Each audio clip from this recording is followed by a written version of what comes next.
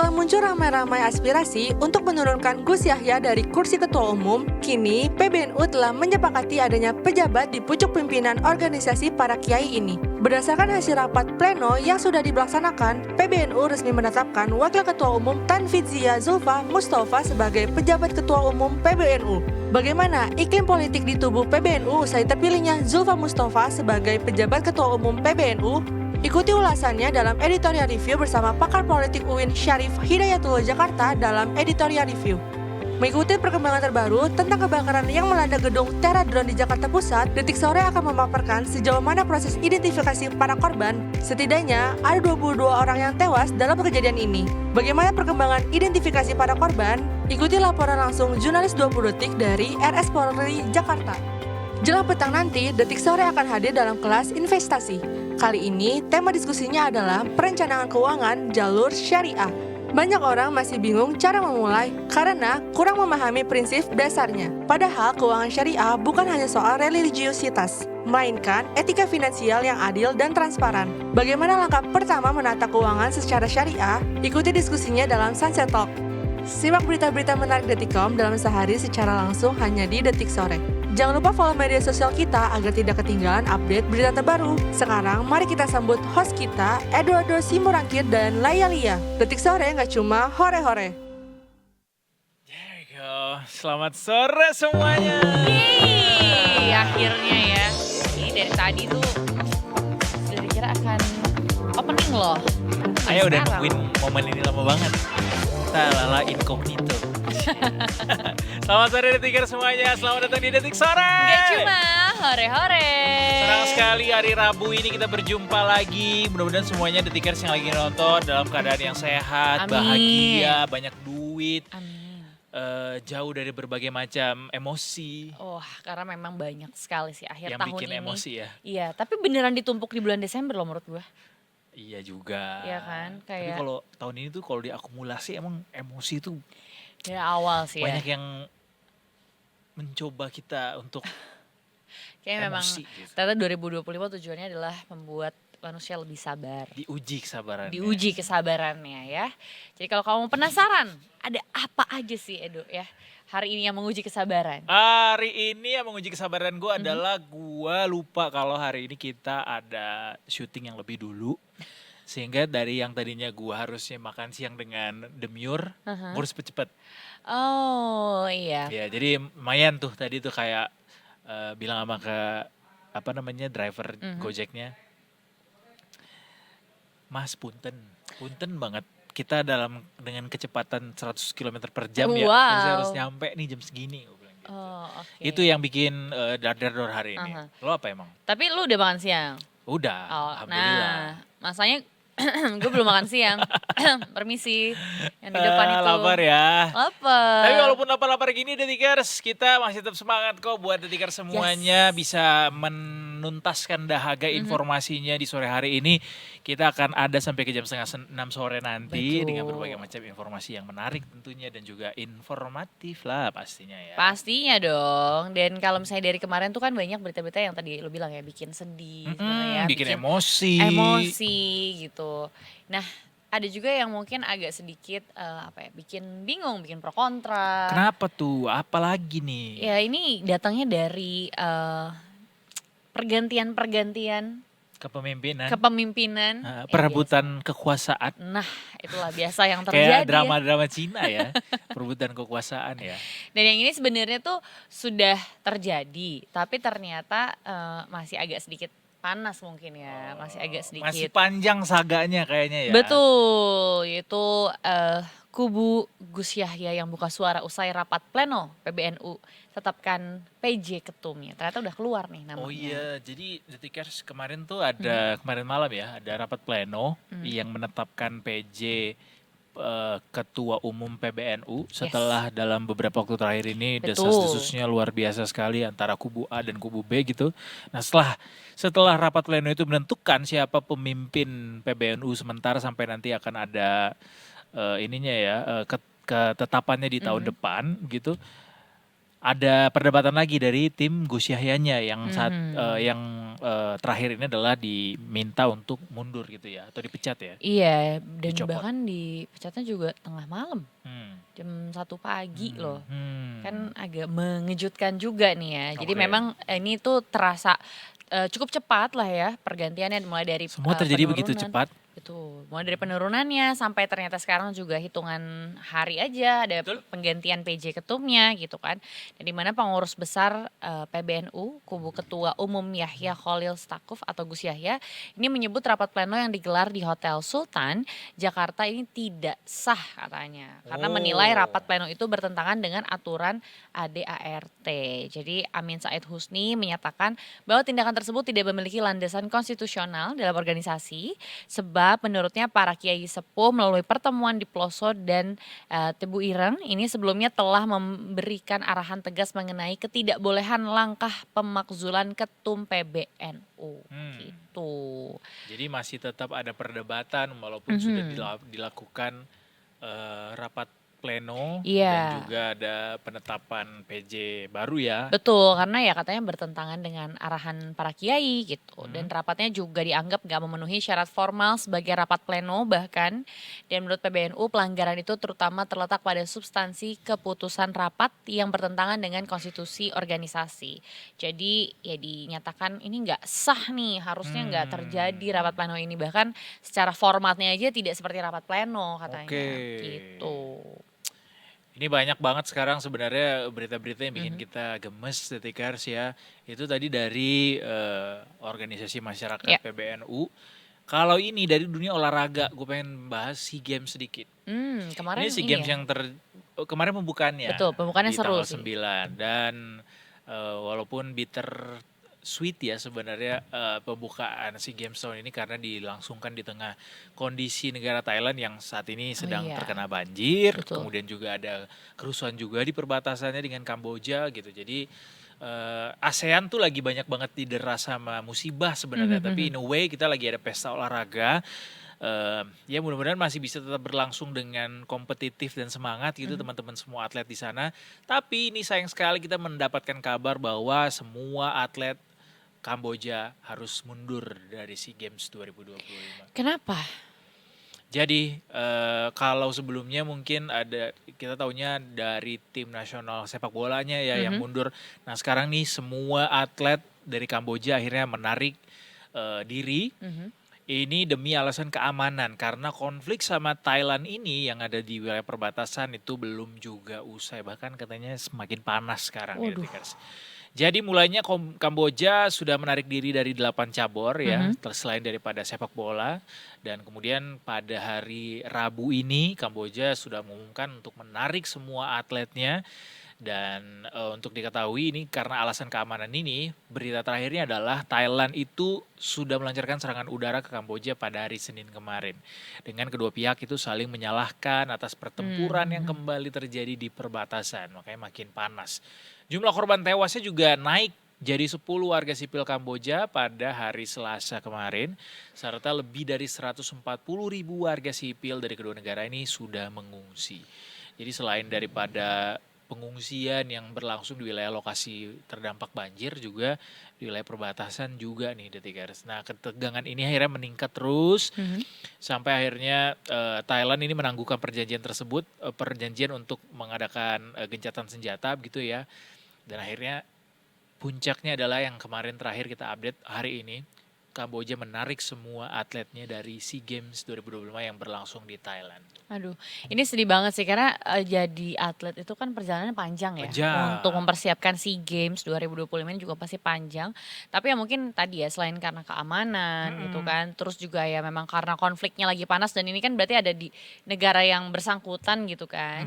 Jadi ya mungkin mau nggak mau ya harus ditarik. Ini sedih banget sih tapi ya semuanya loh bahkan ya tidak bisa bergabung gitu dengan Bener SEA nih. Games 2020. Walaupun ya katakanlah Kamboja memang bukan bagian dari tim unggulan gitu di SEA Games ini, tapi paling tidak ikut sertaan mereka bisa menambah competitiveness di ajang pesta olahraga ini. Tapi nggak apa-apa, Selain Kamboja juga berita bahagia sebenarnya walaupun nggak bahagia-bahagia banget alias di puncak kebahagiaan. Sebenarnya kita udah cukup bahagia dengan tim nasional putri bulu tangkis kita tuh berhasil melaju ke final Detikers. Ya. Nah, hari ini sudah berlangsung finalnya. Jadi kita itu berhasil mendapatkan medali perak Detikers. Wih, Alias juara 2. selamat. Untuk tim nasional badminton Indonesia alias bulu tangkis Indonesia selamat karena yang juara akhirnya adalah Thailand. Sementara yang merebut medali perunggu adalah Malaysia. Jadi memang Gitu. sudah mulai terlihat ya medali-medali yang bisa didapatkan ya. oleh Indonesia. Ini Tapi Indonesia kalahnya 1-3. yang lo harapkan menang di cabur apa? Bulu tangkis pasti. Tim putra nih nanti akan bertanding juga untuk final. Jadi selain dari bulu tangkis, di beberapa cabang lainnya kayak misalnya di renang sama di panjat dinding. Pinang. Panjat pinang kalau dilaksanakan di Indonesia mungkin ya ada ya olahraga ya. Karena kan kalau misalnya tuan rumah kita bebas Oh iya. menentukan Oh, bener, olahraga bener, apa yang bener, mau bener. dibikin gitu. Panjat dinding tuh bisa jadi salah satu karena kan kita punya banyak Spider-Man. Benar. Panjat sosial juga banyak. Bisa menimbulkan keringat kah? Kalau emosi iya. Itu kabar dari SEA Games Detikers. Kalau soal medali pertama kita sebenarnya disumbangkan dari cabang olahraga balap sepeda yang Ya. disumbangkan oleh Randy Farera yang sukses merebut medali perak. Jadi ini baru saja didapatkan pada hari ini. Di hari Rabu, Randy berhasil finish kedua dengan catatan waktu 2 jam 38 menit. Setelah melalui lintasan yang menantang dan kompetitif pada nomor men's mountain bike. Downhill ya. putra. Ih, Keren banget. seru banget tau nontonin downhill tuh. Oh, lu udah pernah nonton langsung? Nonton di YouTube. Nonton langsung belum pernah, tapi seru banget. Iya. Kayak kok bisa ya mereka mengendarai sepeda kayak gini ya? Apalagi dengan jalur yang gak ketebak. menurut gua kan. Iya, betul. Habis turunan nggak tahu habis itu kayak gimana, arahnya gimana. Nah, Ngomong speaking of sepeda ya, kita juga turut berduka cita Detikers atas meninggalnya salah satu korban kecelakaan yang kemarin kejadiannya ya, Ya, ketika Kemarin sedang pagi ya. bersepeda di kawasan Sudirman begitu menabrak sebuah bus Transjakarta yang kemudian pada akhirnya korban meninggal dunia saat itu. Jadi ini mungkin juga sekaligus pelajaran buat kita untuk lebih berhati-hati dalam berolahraga, apalagi ketika olahraganya dilangsungkan di tempat publik gitu, alias Betul. jalanan. Ya Iya, kan? betul. Karena we never know apa tantangan yang ada di lintasan tersebut gitu. Karena kan Benar. bukan lintasan eksklusif gitu. Betul, bahkan ya sama aja sebenarnya kan ketika kita lagi di jalan menyetir gitu ya, kadang kita udah hati-hati, orang lain yang gak hati-hati gitu kan. Apalagi mungkin dengan kondisi namanya naik sepeda tuh langsung ke jalan gitu. Badannya ngerti gak sih nggak ada sama sekali tempat untuk berlindung gitu kalau jatuh Iya. udah pasti langsung. Pakai road bike katanya kan ya. Iya, betul. Jadi katanya road bike tuh emang apa posisinya tuh dia lihat ke bawah ya. Sebenarnya Jadi ke depan tapi cuman posisinya tuh agak jadi ada nunduk dua gitu ya. kemungkinan sebenarnya tergantung apa namanya? Pegangan. Pegangannya baik itu di pinggir atau dia ke depan Oh.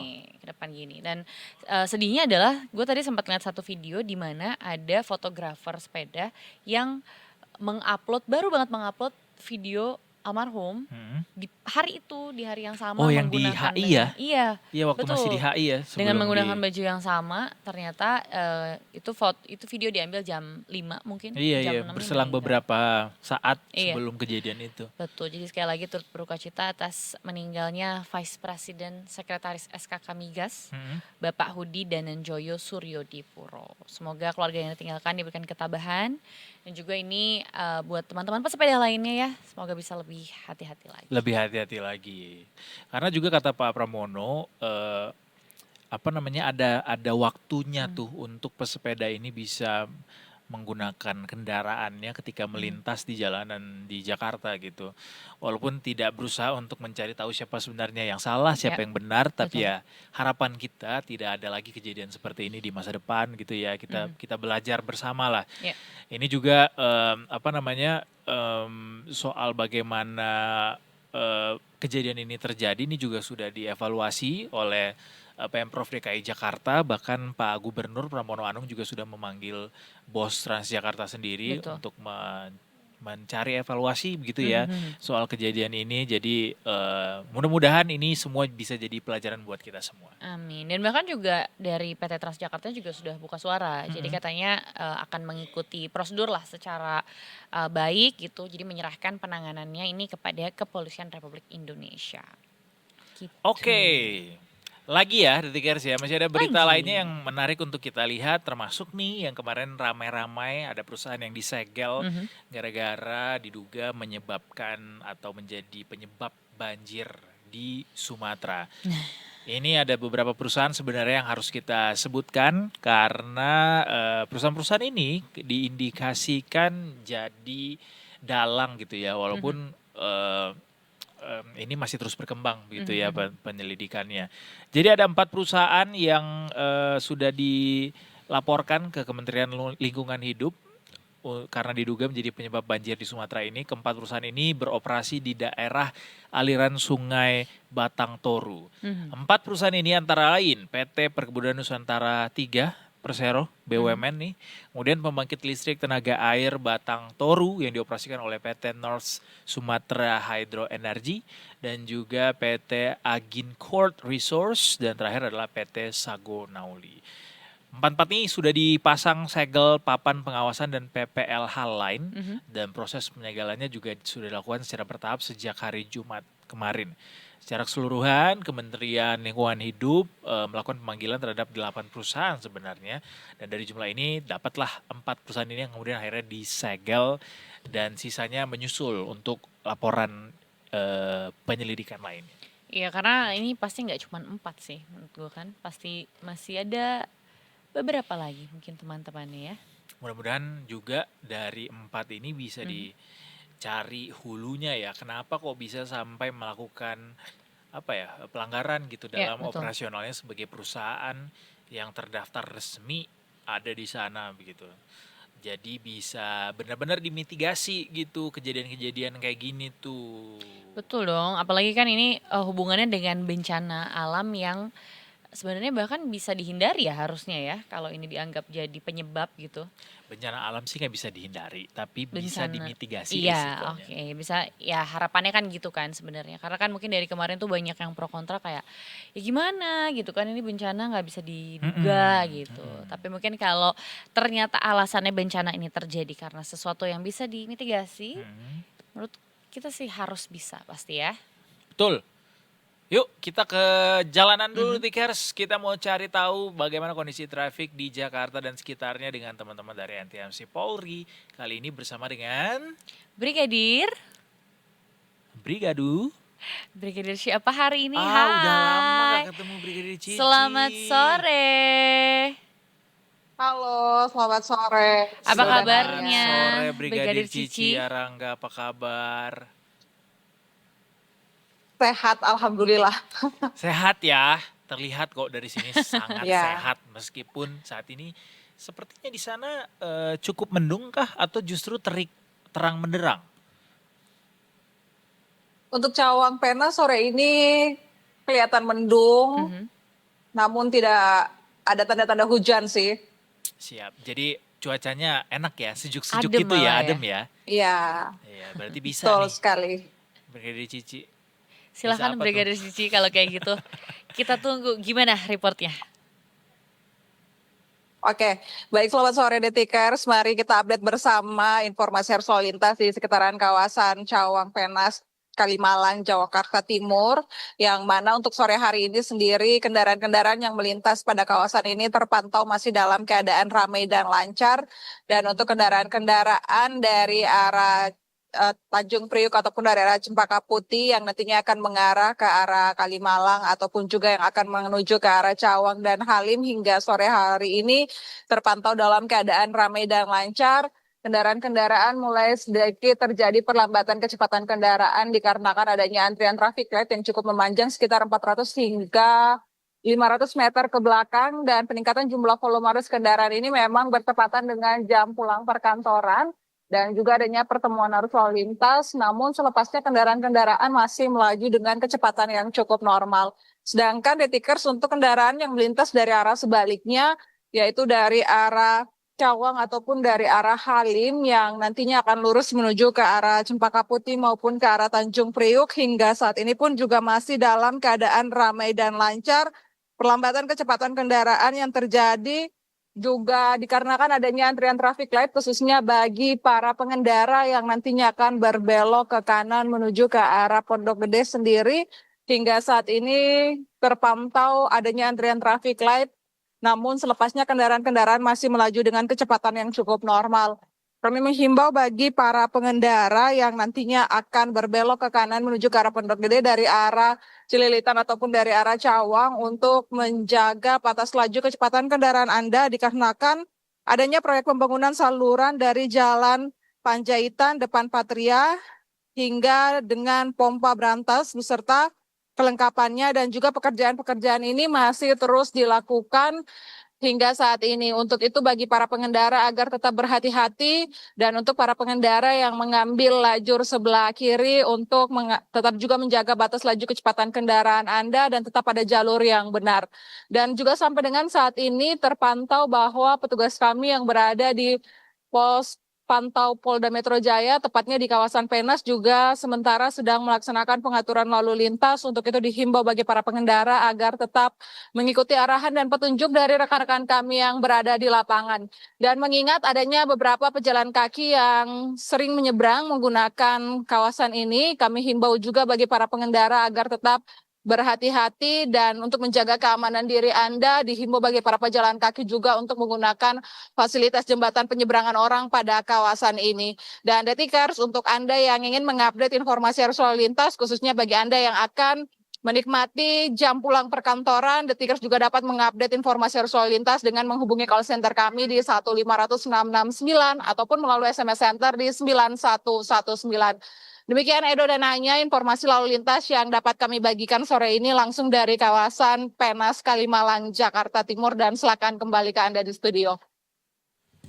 Terima kasih Thank banyak you. Brigadir Cici melaporkan langsung dari kawasan Cawang, Jakarta Timur. Yes. Selamat bertugas kembali, selamat sore. Sehat selalu. Panjang umur, bahagia. Sentosa. Kalau misalnya ngucapin happy birthday gitu ke orang, teks nih ya, ke chat ya, apa? Nyebutinnya apa? Gue panjang sih, gue Panjang. personal banget. Oh ya? Iya, Kayak semoga karirmu melesat seperti roket. Enggak dong, pokoknya gue pasti mengingat bagaimana teman-teman gue ini secara personal. Jadi biasanya gue doakan yang gue tahu mereka tuh lagi mau apa. kalau yang nggak teman dekat gimana? Ya standar sih, paling HBD, kayak WATB. happy, wish you all the best. Kayak happy birthday, sukses selalu, atau enggak keren terus gitu. Keren terus. Keren terus. Jangan tua dan menyebalkan. Oh, terlalu indie sekali. terlalu culture ya. Kita break dulu Detikers karena Ayah Yes. juga udah lapar ya. Aku mau ngemil dulu ya. Detikers juga kalau misalnya mau makan, mau ngopi, mau nyemil-nyemil boleh. Boleh. Kita break dulu sebentar. Habis itu kita akan balik lagi karena masih akan ada sampai ke jam 5:30 sore nanti. Yes, yang pastinya cuma di Detik Sore. Gak cuma, hore hore.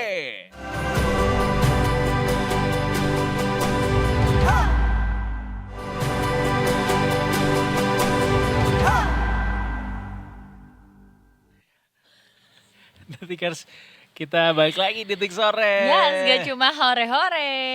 Tadi kita udah kasih beberapa informasi tentang yang jadi trending di Detikom dalam sore ini. Betul. Terus juga dia sudah Ngemil. ngemil, tentunya sudah lihat kondisi jalanan juga tadi sekitar Cawang seperti Betul. apa. Sekarang kita mau menuju ke Berita Nusantara ya. Ada apa? Ada apa ya di Berita Nusantara kita kali ini? Kita akan menuju ke Dian Fitriana, jurnalis Detikom, Mhm. yang akan mengabarkan soal kebakaran yang ada di gedung Teradron. Nah ini juga yang kemarin ramai ya, korbannya juga terus bertambah di hari kejadian itu. Awalnya gue tahu cuma 2, terus jadi 7, 15, ternyata sampai 22 sekarang. Udah lebih dari 20 orang. Udah ya? Ya. Ya kan? Jadi for your information, Detikers, Teradron ini adalah perusahaan penyedia layanan drone yang melingkupi beberapa jasa layanan drone gitu, kayak misalnya kayak survei Betul. atau yang lain-lain, banyak sekali sebenarnya layanannya. Jadi ini juga bikin kita terkejut soal bagaimana jumlah korbannya itu sangat banyak ya. Iya, dan sedihnya ada satu orang ini adalah ibu hamil yang umurnya juga sudah, misalnya umur kehamilannya sudah cukup tua, harusnya Januari itu melahirkan. Wow. Anak pertama juga bahkan. Kita update kondisi terkini seperti apa, Detikers, dan juga seperti apa sebenarnya kejadiannya hingga bisa menyebabkan banyak sekali korban jiwa. Kita menuju ke Dian Fitriana yang akan memberikan informasi selengkapnya dari lokasi kejadian. Selamat sore, Dian. Halo. Halo, selamat sore dan juga ya. Selamat sore, Dian. Boleh dikabarkan ke kita informasi terupdate soal berapa banyak korban yang sudah ditangani begitu di Rumah Sakit Polri, dan juga dari seluruh korban ini berapa yang sudah teridentifikasi meninggal dunia, Dian? Siap, ada dan juga ayah. Rumah sakit Bayangkara atau Rumah Sakit Polri ini telah menerima 22 kantong jenazah, yang dimana sempat kita ketahui juga tadi malam sudah ada 3 korban yang teridentifikasi, lalu pada siang hari tadi sudah ada 7 korban yang teridentifikasi. Yang artinya dari 22 korban sudah ada 10 korban yang teridentifikasi. Apakah kapan 12 orang ini akan teridentifikasi? Memang dari pihak Rumah Sakit Polri menyebut bahwa pihaknya telah mengkonfirmasi ataupun mengverifikasi 20 kantong jenazah, yang dimana 20-nya itu sudah dilakukan identifikasi, yang dimana 10 sudah teridentifikasi, yang artinya ada 2 kantong jenazah lagi yang akan terverifikasi untuk selanjutnya melakukan identifikasi. Tadi juga dari keterangan pihak Bayangkara atau pihak Rumah Sakit Polri mengatakan bahwa kemungkinan sore ini atau malam nanti akan ada korban yang teridentifikasi kembali. Artinya kita masih terus menunggu pihak tim DPI melakukan pekerjaannya seperti itu. Dan saat ini juga para keluarga korban yang belum teridentifikasi masih menunggu di depan pos DPI antemortem gitu. Nah, tadi yang 7 korban yang sudah diidentifikasi sudah dibawa oleh pihak keluarga ke rumah duka masing-masing seperti itu, Edo dan juga ya. Dan Dian, kalau boleh tahu ini kronologi kejadian kebakarannya sebenarnya bagaimana sih gitu? Apalagi kan dengan korban yang Cukup banyak. cukup banyak ya. Apalagi kita juga mungkin sudah ngeliat beberapa video lah yang beredar gitu di sosial media. Sebenarnya kronologinya itu seperti apa? Untuk kronologi atau penyebab pastinya kita belum mengetahui lebih pasti, karena tim forensik dari Barreskrim Polri masih terus melakukan pekerjaannya. Namun dugaan sementara penyebab kebakaran diduga dari baterai drone, yang dimana baterai drone itu terbakar lalu merambat ke lantai 1, yang dimana di lantai 1 terdapat gudang, yang artinya cepat api merambat di daerah lantai 1. Namun dari pihak pemadam juga mengonfirmasi bahwa api tidak sempat merambat ke lantai 2 maupun hingga lantai 6. Hanya saja memang asap tebal yang naik gitu ke atas hingga lantai 6, yang dimana itu menyebabkan para korban terjebak dan meninggal dunia. Korban meninggal akibat menghirup asap dan gas berbahaya seperti itu, Edo dan juga Hai. Iya, soalnya katanya awal dari munculnya asap ini terlihatnya di lantai bawah ya, Dian ya.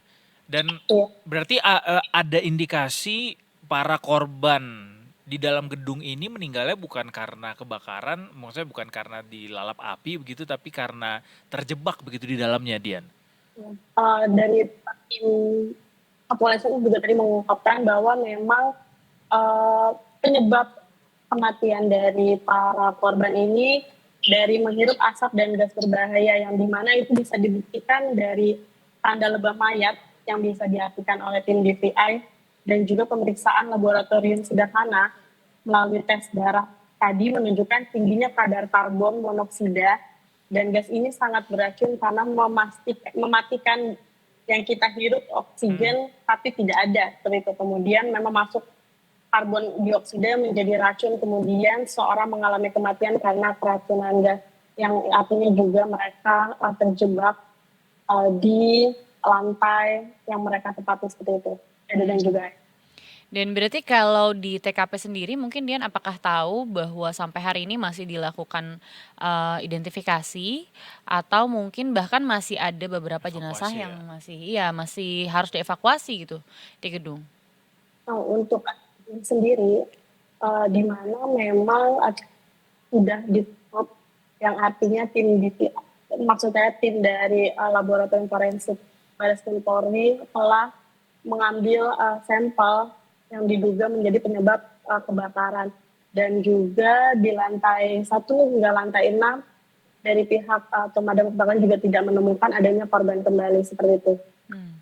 Dian, soal adanya dugaan kelalaian ini yang ditemukan oleh polisi itu seperti apa ya dugaannya, dan juga ada pendalaman juga soal izin operasional dari gedung ini. Boleh dielaborasi ke kita?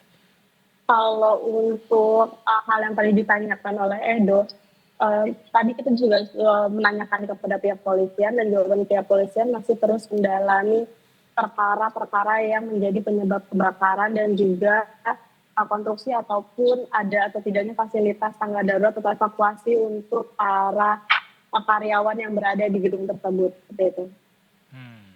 Ya soalnya apa ya, ada indikasi begitu ya bahwa akan dilakukan evaluasi soal kelayakan bangunannya juga gitu. Tadi juga Mendagri juga sempat ke sana ya Dian ya. Ya, betul sekali. Boleh diceritakan ke kita apa saja hasil dari kunjungan Mendagri ke lokasi? Kalau untuk kunjungan Kemendagri, saya belum mendapatkan update-nya, tapi saya hanya mengetahui bahwa memang Kemendagri atau Mendagri yang itu Tito Karnavian mengunjungi TKP kebakaran. Karena dari tadi saya di sini pun fokus untuk meliput korban yang teridentifikasi dan juga penyerahan pihak korban kepada pihak keluarga seperti itu. Siap. Berarti sampai saat ini masih menanti update terakhir ya soal jumlah data korban ya. Tapi yang pasti terakhir kali diumumkan itu 22 ya Dian berarti ya. Iya, benar sekali. Kalau memang untuk korban dari pihak RS Polri menerima 22 kantong jenazah, yang dimana memang sudah 10 jenazah yang sudah teridentifikasi seperti itu. Dari 10 jenazah yang sudah diidentifikasi itu berarti keluarga semua sudah menjemput ya Dian ya? Iya, kalau untuk penjemputan memang sudah diserahkan semua kepada pihak keluarga. Baik Dian, terima kasih banyak informasinya. Kita nantikan informasi terkini lainnya begitu ya dari lokasi rumah sakit Polri sendiri dan juga mungkin dari lokasi kejadian perkara begitu. Terima kasih sekali lagi Dian. Selamat melanjutkan aktivitas. Selamat sore. Selamat sore. Selamat melanjutkan aktivitas kembali. Wah banyak sekali ya, 22, 10 memang sudah teridentifikasi dan sudah dijemput juga oleh keluarga. Tapi masih ada sisa 12 lagi yang juga mungkin ya keluarga masih kebingungan juga. Tidak mengetahui bagaimana kabarnya karena seperti yang tadi gue bilang ya, gue udah lihat banyak banget videonya. Sedihnya tuh karena ya akhirnya keluarganya berkumpul tapi di Rumah Sakit Polri gitu untuk menjemput para jenazah. Dan juga kenapa tadi gue sempat nanyain juga soal kelalaian karena katanya kan asap mulai terlihat di lantai bawah sebenarnya. Iya, betul. Sementara korban terbanyak itu di lantai 3 dan 4. Jadi kayak apakah mereka terjebak di atas sehingga akhirnya tidak bisa menyelamatkan diri begitu. Betul, bahkan tidak punya pilihan untuk turun ya. Soalnya ini ada rencana untuk mengevaluasi kelayakan bangunan yang disampaikan oleh Menteri Dalam Negeri Muhammad Tito Karnavian ketika meninjau lokasi kebakaran di Jakarta Pusat, Kemayoran, lokasi gedung Teradron berada. Dalam peninjauannya, Tito menegaskan pentingnya evaluasi menyeluruh terhadap kelayakan bangunan, terutama yang punya risiko tinggi terhadap kebakaran, supaya peristiwa serupa tidak terjadi kembali. Dan ini juga dapat tugas katanya untuk mengevaluasi prosedur sistem pencegahan kebakaran di bangunan-bangunan berisiko. Karena tadi kalau misalnya kita lihat bangunannya tuh dia memang dempet-dempet ya. Iya betul. Kayak usaha untuk menyelamatkan diri itu agak sulit gitu. Agak sulit karena bahkan ada video-videonya di mana para korban tuh udah berkumpul di lantai paling atas di rooftopnya. Berusaha untuk kabur. Tapi kan nggak mungkin juga, dan sebenarnya penjemputan sudah dilakukan bahkan sama pemadam kebakaran. Jadi dari atas gitu ya. Tapi kan pasti harus satu persatu kan. Sedangkan api juga sudah besar. Bahkan ada satu video di mana ini nih kita bisa lihat ya, bahkan ada satu video yang ini tuh langsung diambil dari korban gitu, footage korban gitu, di mana apinya juga sudah besar, terus juga memang sudah tidak bisa melihat apa-apa ya dari lantai paling atas. Dan ini juga jalur yang akhirnya dipakai ini juga sebenarnya iya disambung oleh petugas pemadam kebakaran sebenarnya dari bawah. It's like running away from zombie gitu. Karena mereka kan dari bawah tuh si asapnya yang pada akhirnya menimbulkan keracunan buat mereka. Nah mereka udah berkumpul semua di atas tapi kayak where can I go bisa, gitu. Betul. Dan bahkan waktu awal kejadian itu ketika gue tahu ada korban cukup banyak, gue khawatir tuh bahkan ada orang-orang yang lompat karena panik. Karena ada beberapa kasus kan sebenarnya seperti itu gitu kan, karena sudah tidak bisa menyelamatkan diri melalui jalur yang seharusnya gitu kan. Jadi mungkin berpikir bisa melompat. Apalagi tadi benar kata Edo, kanan kirinya kan sebenarnya dempet banget ya sama perkantoran yang lain gitu. Bagaimana kalau ternyata malah menyebabkan kebakaran juga ke itu mereka semua tuh. Iya betul. Damn. Nah gue nggak tahu nih 22 orang itu beneran semua yang ada di dalam atau termasuk yang para korban yang ada di atas ini. Karena kalau mau loncat juga nggak bisa masalahnya tinggi sekali. Nah ini turun juga hanya bisa satu persatu kan, satu persatu. Pasti. Itu chaos sih rasanya pasti di sana. Sekali lagi turut berduka cita Detikers atas kejadian ini begitu ya. Kita nantikan bersama-sama seperti apa penyelidikan terkait kejadian ini supaya ke depan itu bisa dimitigasi tuh risiko-risiko kayak gini. Soalnya katanya Kemendagri sudah menurunkan tim Inspektorat Jenderal untuk mengaudit administrasi dari PBG dan SLF sendiri yang sudah diatur lewat Perda. Jadi mudah-mudahan ini bisa segera ditelusuri dan hasilnya kita dapatkan, dan juga seluruh korban yang selamat juga bisa cepat recovery ya. Amin, betul. Traumanya sih pasti yang paling sulit ya menurut gue. Pernah ngeliat gedung ini nggak tapi? Enggak. Gue belum kebayang lokasinya tuh di sebelah mananya Kemayoran. Iya, dan ya itu sih sebenarnya ini salah satu daerah yang lumayan padat penduduk ya. Karena juga banyak kan warga-warga yang menyaksikan langsung gitu kan dari bawah. Jadi ya hati-hati pastikan untuk semua, nggak cuman yang di perkantoran gitu ya. Karena ya balik lagi namanya api ya, ini cepat banget meluas kemana-mana. Jadi sekali lagi hati-hati selalu Detikers. Hati-hati. Karena kita masih akan ada sampai ke jam 5:30 sore nanti Detikers. Jadi kalau misalnya ngantuk boleh ngopi dulu. Kalau misalnya mau nyemil-nyemil juga boleh bergerak ke kiri ke kanan sejenak ya. Sambil kita nanti akan ngobrol lagi soal banyak sekali informasi yang akan kita bagikan. Pastinya dong cuma di Detik Sore. Ya cuma Hore-hore.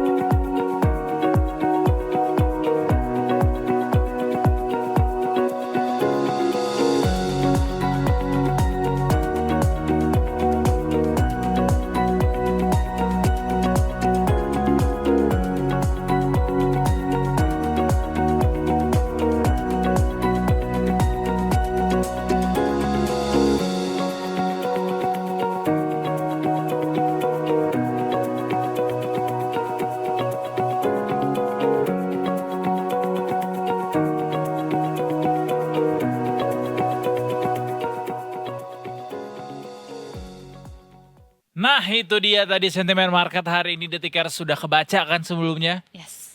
Gua udah baca tadi. Udah apa tadi salah satunya sentimennya? Donald Trump. Kenapa dia? Cuman baca.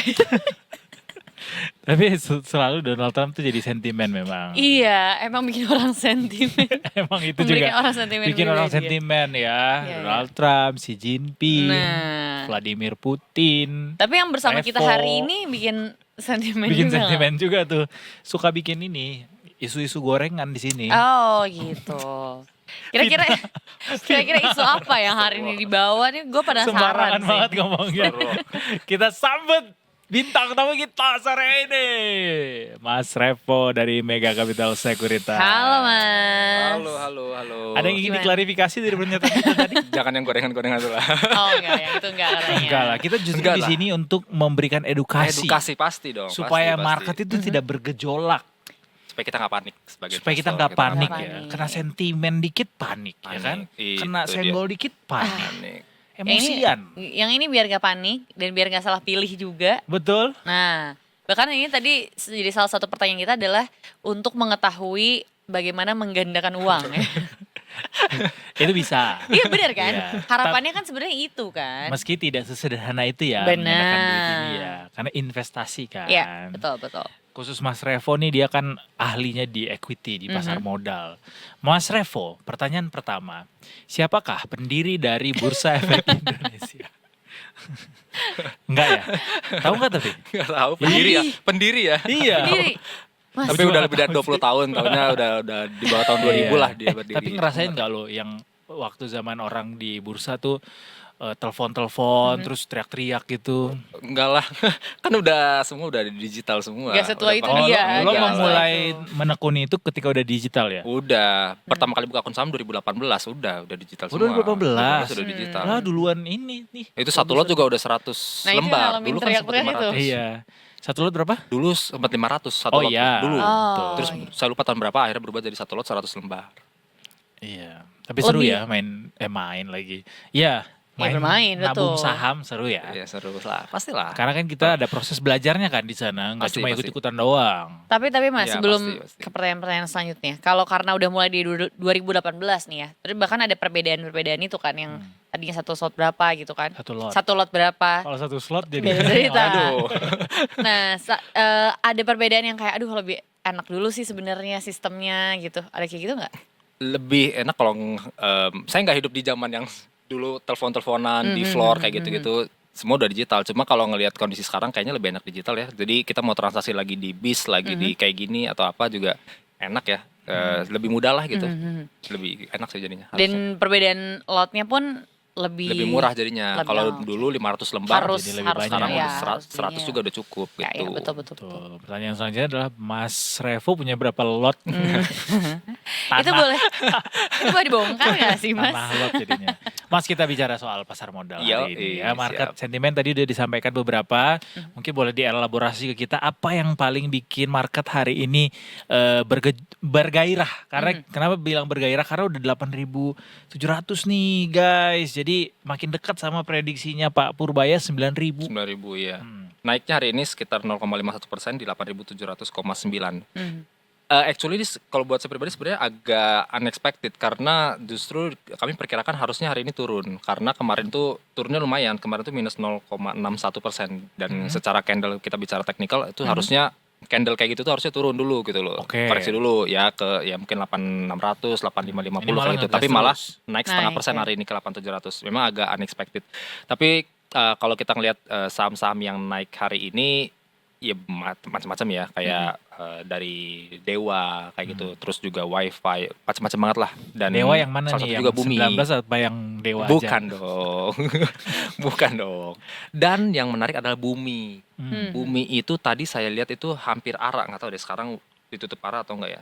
Sambil sekarang kita cek juga ya. Mm-mm. Jadi naiknya 19,85. Wah, Bumi naiknya ini beli tuh dari kemarin masih ini ya, hot masih terus. hot terus ya. Buset Dewa. Closing 326. Jadi tapi salah satu yang paling signifikan itu yang soal Bumi itu. Simple sebenarnya alasannya karena dia mau diversifikasi bisnisnya dia dari batu bara ke gold, ke emas. Jadi rencana dia itu di tahun 2031, which is kurang lebih ya 6 tahun dari sekarang lah.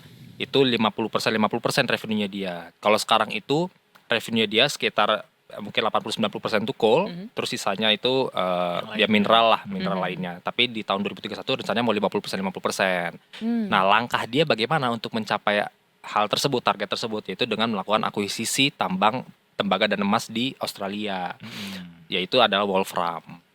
Dia akuisisi nominal di akuisisi itu sekitar ratusan miliar, tapi cadangan emas di dalamnya itu menurut salah satu sumber itu tembus 36 triliun. Bayangin keluarin ratusan miliar tapi cadangan emas di dalamnya itu 36 T. Akuisisinya Rupiah. udah close Sudah kan? 100%. Iya. Sudah 100% Wolfram diakuisisi oleh Bumi. Jadi tapi memang Wolfram ini belum produksi, jadi masih dalam proses. Kayaknya kalau saya nggak salah ingat mulai produksinya itu 2027 lah kurang lebih. Barulah setelah produksi baru nanti dia akan menghasilkan emas gitu. Nah, hasil itulah yang nantinya hasil emasnya itu nanti akan masuk ke revenue atau pendapatan si buminya ini sendiri. Jadi ekspektasi dari pelaku pasar adalah dengan harga emas yang kedepannya akan diekspektasikan naik terus. Sekarang kan kalau saya nggak salah lihat sekitar angka 4.100-an dolar per troy ounce harga emas. Dan ke depan itu dengan segala ya uncertainty, risk Mau 5.000 dari katanya. bisa ke sana jadinya kan 4,5 5.000 dan sebagainya. Ketika itu terjadi di saat yang bersamaan 2027 Wolframnya mulai produksi emas, berarti kan harga jual emasnya jadi makin tinggi. Nanti revenue dari buminya bisa bertambah jadi makin gede lagi dari angka yang sekarang. Itu yang memang diekspektasikan oleh pasar sehingga ya bumi dari 120-130 sekarang udah 330-an harganya, udah flipping beggar 100% lebih kayak gitu. Jadi ekspektasi itu sih yang akhirnya bikin volume hari juga luar biasa tinggi Tapi sekali dengan, kayak dengan gitu. kenaikannya yang saat ini sudah cukup eksponensial, masih cukup prospektif berarti ya, dengan masih ada banyak kemungkinan di ketika tambangnya nanti beroperasi gitu. Oh iya ini masih jauh. Tapi again ini bukan ajakan beli atau Beli seperti ya, apa ya. iya, Again iya. ini disclaimer nanti keputusan di tangan masing-masing investor dan trader. Selain itu juga selain 2007 yang mana 2 tahun lagi nanti akan beroperasi soal MSCI. Ini sampai keluar juga rumor di forum-forum lah masuk. gitu. Bukan maksudnya kan MSCI nanti di bulan Februari 2026.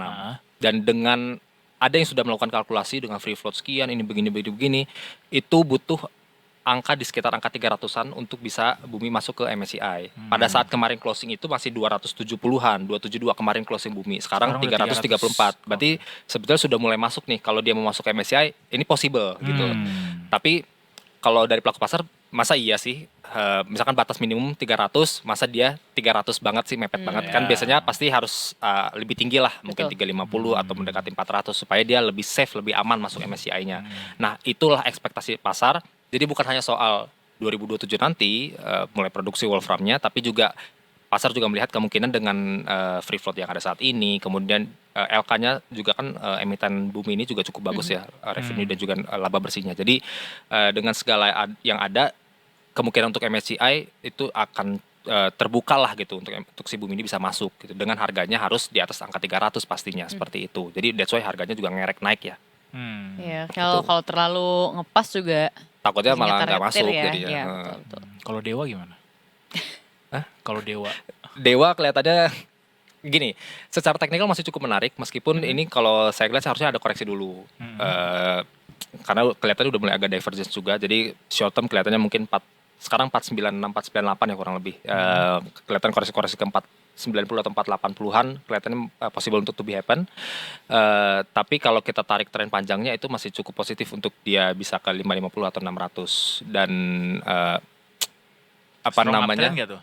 ini masih strong uptrend ini. Kalau Bumi dan Dewa strong uptrend. Cuma bedanya kalau Bumi story-nya seperti itu. Jadi secara clarity-nya itu lebih jelas banget lah dan dia sudah jelas ke gold-nya tuh udah cukup jelas. Sementara kalau Dewa kan bukan arahnya ke gold gitu. Jadi itu yang agak membedakan sih secara, tapi dua-duanya sama-sama uptrend, sama-sama Kalau bullish itu dari gitu. Mas Revo, kalau sebagai yang mendengar informasi ini, Dewa, memilih kalau kira-kira- menurut gua Dewa tuh lebih ke album ke bintang 5 sih dia. Nah, kalau Roman itu- Picisan. contoh dong, satu lagu dong. Malam-malamku bagai Iya. malam 1000 Oke. bintang yang ini Pak D ya, kalau ini Dewanya. Maka di sini. Apa lagu favorit dari Dewa? Aduh, pupus. Nyanyiin dong. Jangan dong. Langsung jangan dong. Kirain A-nya udah mau narik nada do tuh di situ ya. Oke, kalau secara global saat ini apa yang sedang diantisipasi, Mas?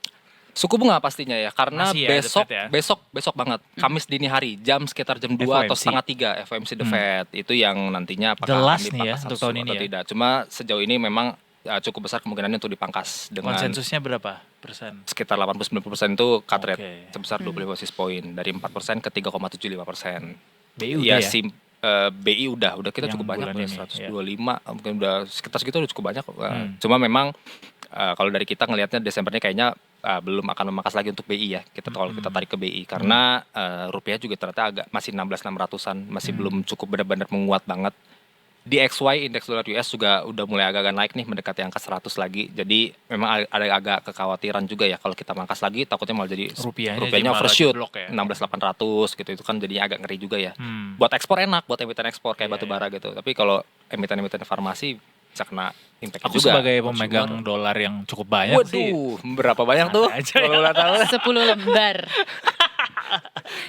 Enggak, itu lagi cosplay aja. Cosplay Cosplay. orang yang nimbun dolar gitu. Oh, tapi aku penasaran Mas, kalau misalnya di akhir tahun ini, apa yang akan kemungkinan terjadi dengan angka-angka ini semua dan yang tadi disampaikan? Biasanya kan akhir tahun tuh suka ada Window dressing, Iya, Santa gitu, Claus ada hal-hal rally yang- gitu. Apa Santa Claus Rally? Santa Claus rally. Santa Claus Rally itu apa? Gue baru dengar. Ya window dressing. Oh, Ya, intinya kayak itu istilah lain dari ya, window istilah lain dressing. aja. Oh, oke. Intinya Karena- sama lah. Biasanya Desember tuh naik gitu lah. Iya, karena memberikan keajaiban-keajaiban ya.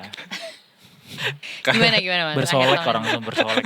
Bersolek. Iya. Tapi itu nggak salah bersolek. Iya bener emang. Jadi kayak buy side ya, asset Betul. management dan sebagainya dia ya tanda kutip dia meriaskan dia punya portofolio lah kayak gitu. Makanya biasanya kalau kita lihat di akhir tahun tuh biasanya kayak banking masuk sampai Januari tahun depan biasanya banking juga cukup perform. Cuma yang membedakan kondisi saat ini adalah banking kita lagi tertekan banget nih Ya. gitu. Jadi berbagai proyeksi pun di Q4 tahun ini bahkan sampai Q1 tahun depan itu net interest margin atau NIM kita juga masih stabil nggak kemana-mana. Meskipun ada dana saldo 200T ditambah lagi 75-76T Ya. ternyata dari hitung-hitungan yang ada itu nggak begitu mendorong banget lah. Karena again pengusaha itu masih wait and see.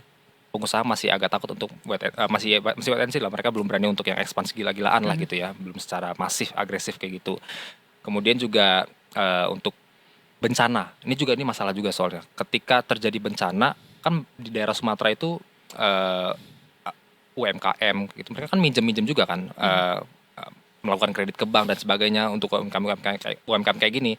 Ketika terjadi bencana bisa jadi non performing loan meledak takutnya gitu. Kredit Tapi kan macetnya udah di meledak ini meskipun sama OJK dari ada relaksasi. Nah, ya itu makanya kita harus update ini ya, sejauh apa nih mereka relaksasinya dan secepat apa dan sebesar apa mereka relaksasinya. Kalau ternyata relaksasinya ternyata nggak 100%, misalkan sebagian aja tapi sebagian laginya tetap harus bayar cicilan dan sebagainya dengan jumlah yang sama, wah ini bisa jadi takutnya kredit macet karena mereka nggak dapat penghasilan kan. Rusak ini mereka punya usaha soalnya kan. Kemudian juga saham-saham komoditas kayak CPO kan Sumatera juga banyak CPO-nya juga. Nah, itu bisa jadi dampak negatif juga ke saham-saham CPO-nya ya. Dengan kondisi harga CPO juga sudah mulai agak declining. Tapi kalau untuk yang masih agak sustain lah gitu ya untuk sampai akhir Desember nanti kelihatannya yang masih ada hubungan dengan fixed wireless broadband something yang kayak gitu-gitu. Itu sebenarnya bisa jelas sih itu sebenarnya sahamnya apa, tinggal yang berhubungan ke situ itu kayaknya masih cukup bagus. Oh. Fixed broadband Mau kayak gitu lah dikasih gitu. kodenya nggak? Itu udah jelas banget soalnya. Dan ekosistem yang ada di dalamnya. Jadi satu saham ini oke. terus ada ekosistem ada kabel lautnya lah. Iya, Nah, itu Itu masih oke lah nyambung ya. nyambung semua dan itu yang masih inilah gitu. Masih oke cukup lah ya. Perspektif gitu. ya. Bahkan dia nanti hari Jumat tuh akan ada earnings untuk kuartal 3-nya, earnings Oh, call. oke. Soalnya saya udah dapat invitation-nya udah jelas. Oke. Jadi itu bisa jelas menarik, sebenarnya udah menarik. kelihatan emitennya apa. Mas Revo tim ngambil dividen atau yield?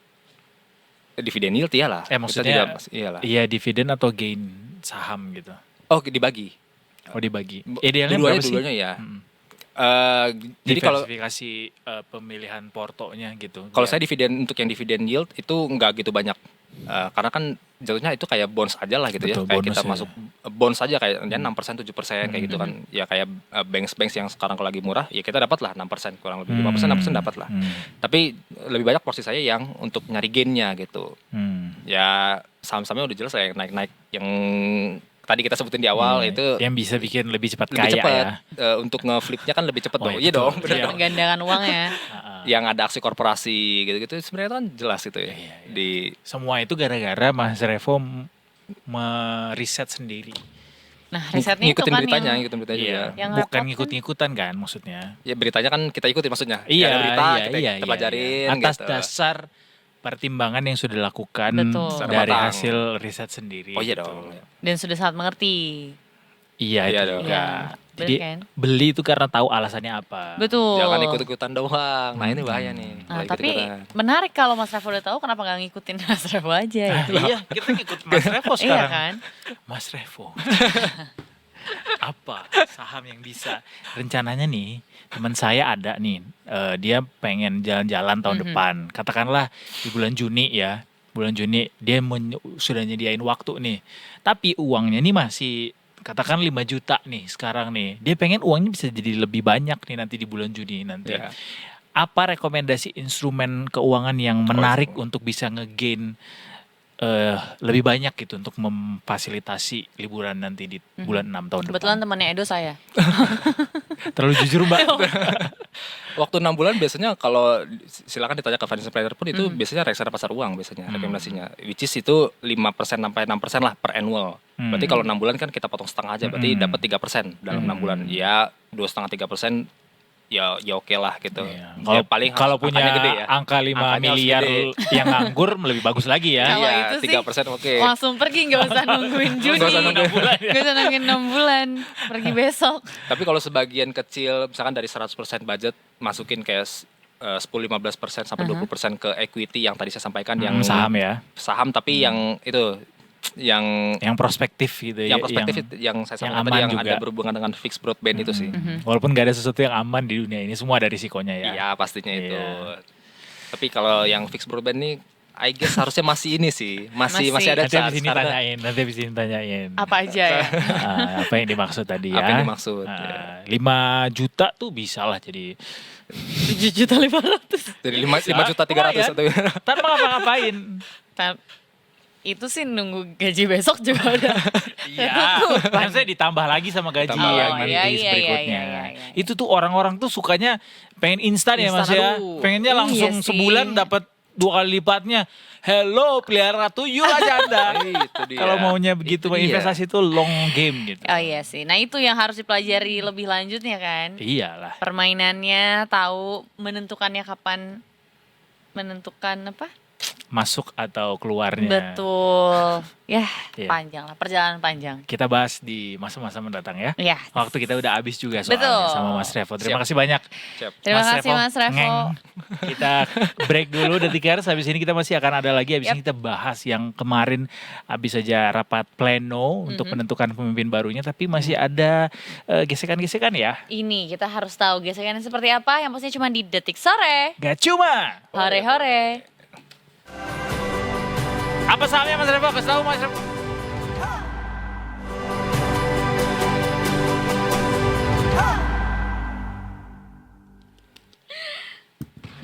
Hai, masih di Detik Sore. Gak cuma ore-ore. Udah live ya? Udah. Ini kamu Nih, dia lagi reparasi laptop. Laptop gue ini banyak remahan-remahan rengginangnya. Jorok ya. Tapi kalau yang ini nggak jorok yang ini. Kenapa? Yang nanti akan ngobrol-ngobrol sama kita Ih, enggak enggak lah. Justru doi nggak tuh. Beliau adalah orang yang selalu memberikan pencerahan ke kita. Nah, memberikan informasi-informasi dan juga edukasi tentunya ya. Apa sih yang ingin dicerahkan hari ini Apa soal nasib PBNU setelah dipilihnya Zulfa Mustafa menjadi ketua PBNU yang baru alias PJ ya, yang sudah ditetapkan dalam rapat pleno kemarin. Jadi ini kita akan bahas bersama dengan Mas Adi Prayitno, pakar politik UIN Syarif Hidayatullah Jakarta. Halo Mas Adi. Halo, selamat sore. Selamat sore Mas Adi. Mas Ini Adi apa kabar? Alhamdulillah. baik ya. Ini dengan kostum berpeci, apa nih pesan filosofis yang disampaikan Mas Adi? Enggak, belum mandi aja. Biar nggak repot-repot keramas dulu katanya. Karena menyesuaikan dengan tema, jadi tematik. Gara-gara kita saat ini mau bahas ormas muslim terbesar di Indonesia ya. Mas Adi, sudah dengar dong kabar soal Zulfa Mustafa yang sudah dipilih dalam rapat pleno menjadi PJ, pengganti dari Gus Yahya gitu. Gimana Mas Adi melihat ini, ada yang masih ada kubu yang merasa belum bisa digantikan tapi sudah ada yang menetapkan di sisi lainnya. Ya, saya kira ini adalah babak lanjut ya dari konflik internal yang ada di PBNU. Karena kalau kita mau jujur sebenarnya PJ yang telah menetapkan bagaimana Pak Zulfa Mustafa ini menjadi PJ PBNU untuk beberapa di masa yang akan datang ini kan adalah bagian dari upaya untuk semakin titik terang bagaimana prospek konflik ini akan semakin kelihatan akan seperti apa. Karena apapun judulnya, pleno ini kan bagian dari sikap politik yang dilakukan oleh Rais Am PBNU yang beberapa waktu yang lalu meminta kepada Gus Yahya untuk mundur dari posisinya dan kemudian juga telah memecat Gus Yahya dari posisi Ketua Umum PBNU dan per hari ini versi Rais Am ataupun Surya PBNU muncul PJ ataupun penjabat sementara untuk bagaimana mungkin mempersiapkan konsolidasi politik di internal PBNU yang saya kira ini akan diharapkan bagaimana akan prospek ya konflik internal ini akan seperti apa ke depan. Itu yang pertama. Yang kedua yang ingin dilihat oleh publik itu adalah respon dari Gus Yahya yang hingga saat ini misalnya masih mengklaim sebagai Ketua Umum PBNU definitif bahwa sikap politik Rais Am, sikap politik Surya itu dianggap tidak legitimate untuk memberhentikan posisinya sebagai Ketua Umum. Karena menjadi Ketua Umum PBNU itu kan hasil muktamar, bukan ditunjuk oleh Rais Am ini yang saya kira per hari ini publik sedang menunggu kira-kira apa langkah dan manuver politik yang akan dilakukan oleh Gus Yahya dan para pendukungnya untuk mengantisipasi di mana kubu Rais Am telah memutuskan ada penjabat baru untuk ditetapkan sebagai Ketua Umum PBNU. Itu yang saya kira babak baru sebenarnya dalam konflik politik PBNU karena per hari ini ada penjabat yang kemudian disodorkan oleh Rais Am yang telah memecat Gus Yahya dan kita tahu bahwa Kiai Zulfa Mustafa adalah sosok yang kemudian ditunjuk untuk segera melakukan rekonsiliasi, untuk melakukan konsolidasi politik dan mungkin beberapa bulan ke depan akan segera dilangsungkan muktamar untuk memilih ketua umum baru. Tapi sekali lagi kan kita tidak bisa menutup mata karena Gus Yahya menganggap semua keputusan apapun yang dilahirkan dari Surya, yang dilahirkan dari Rais Am, itu dianggap tidak legitimate ketika memberhentikan dirinya sebagai ketua umum. Saya kira di situ Mas Bro. Dan sebenarnya kan ini semuanya terjadi cukup cepat ya. Benar-benar hitungan waktu singkat lah ya, hari atau minggu bahkan gitu. Tapi sebenarnya ketika ada PJ Ketum ini gitu, apakah akan merubah PBNU itu sendiri gitu, baik itu dari stabilitas PBNU, terus juga mungkin ini baru perkiraan aja lah, kedepannya nanti apa akan ada yang terjadi juga setelah tahu-tahu ada pemilihan PJ Ketum ini, belum lagi nanti akan ada pemilihan lagi setelahnya gitu, gimana?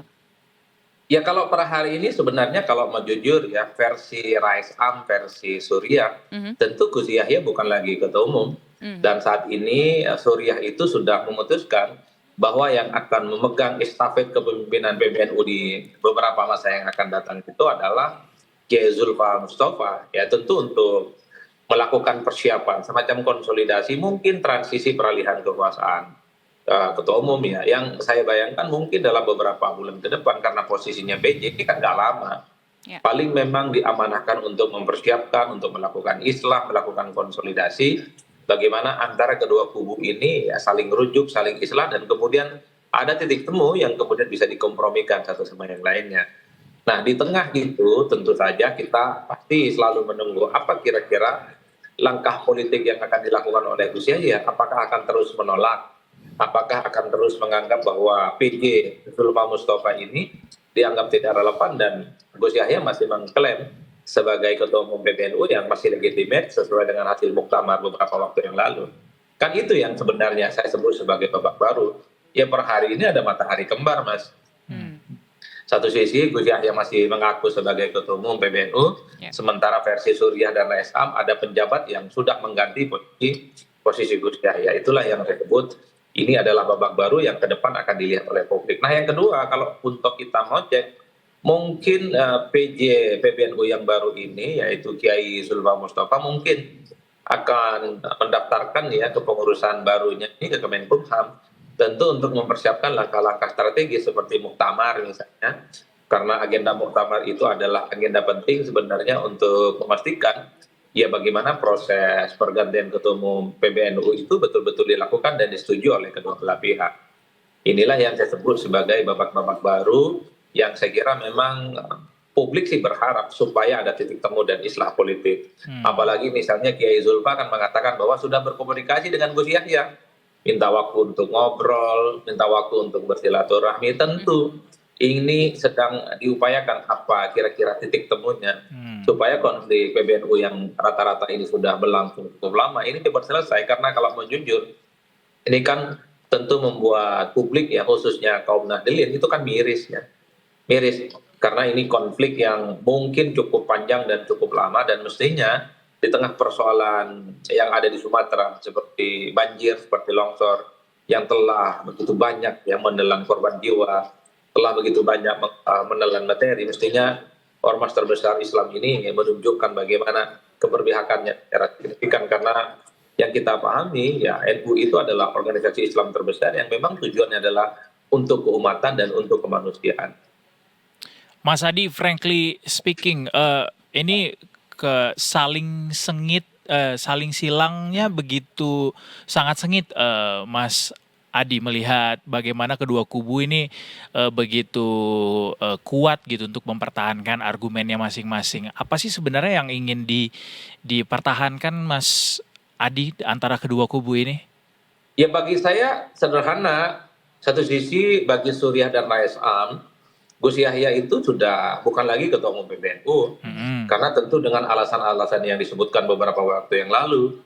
Misalnya persoalan ada laporan keuangan yang dinilai itu melanggar hukum syarat ya, dan ketentuan-ketentuan yang ada, dan mungkin dianggap melanggar etik dan moral karena mengundang intelektual yang terafiliasi dengan Zionisme.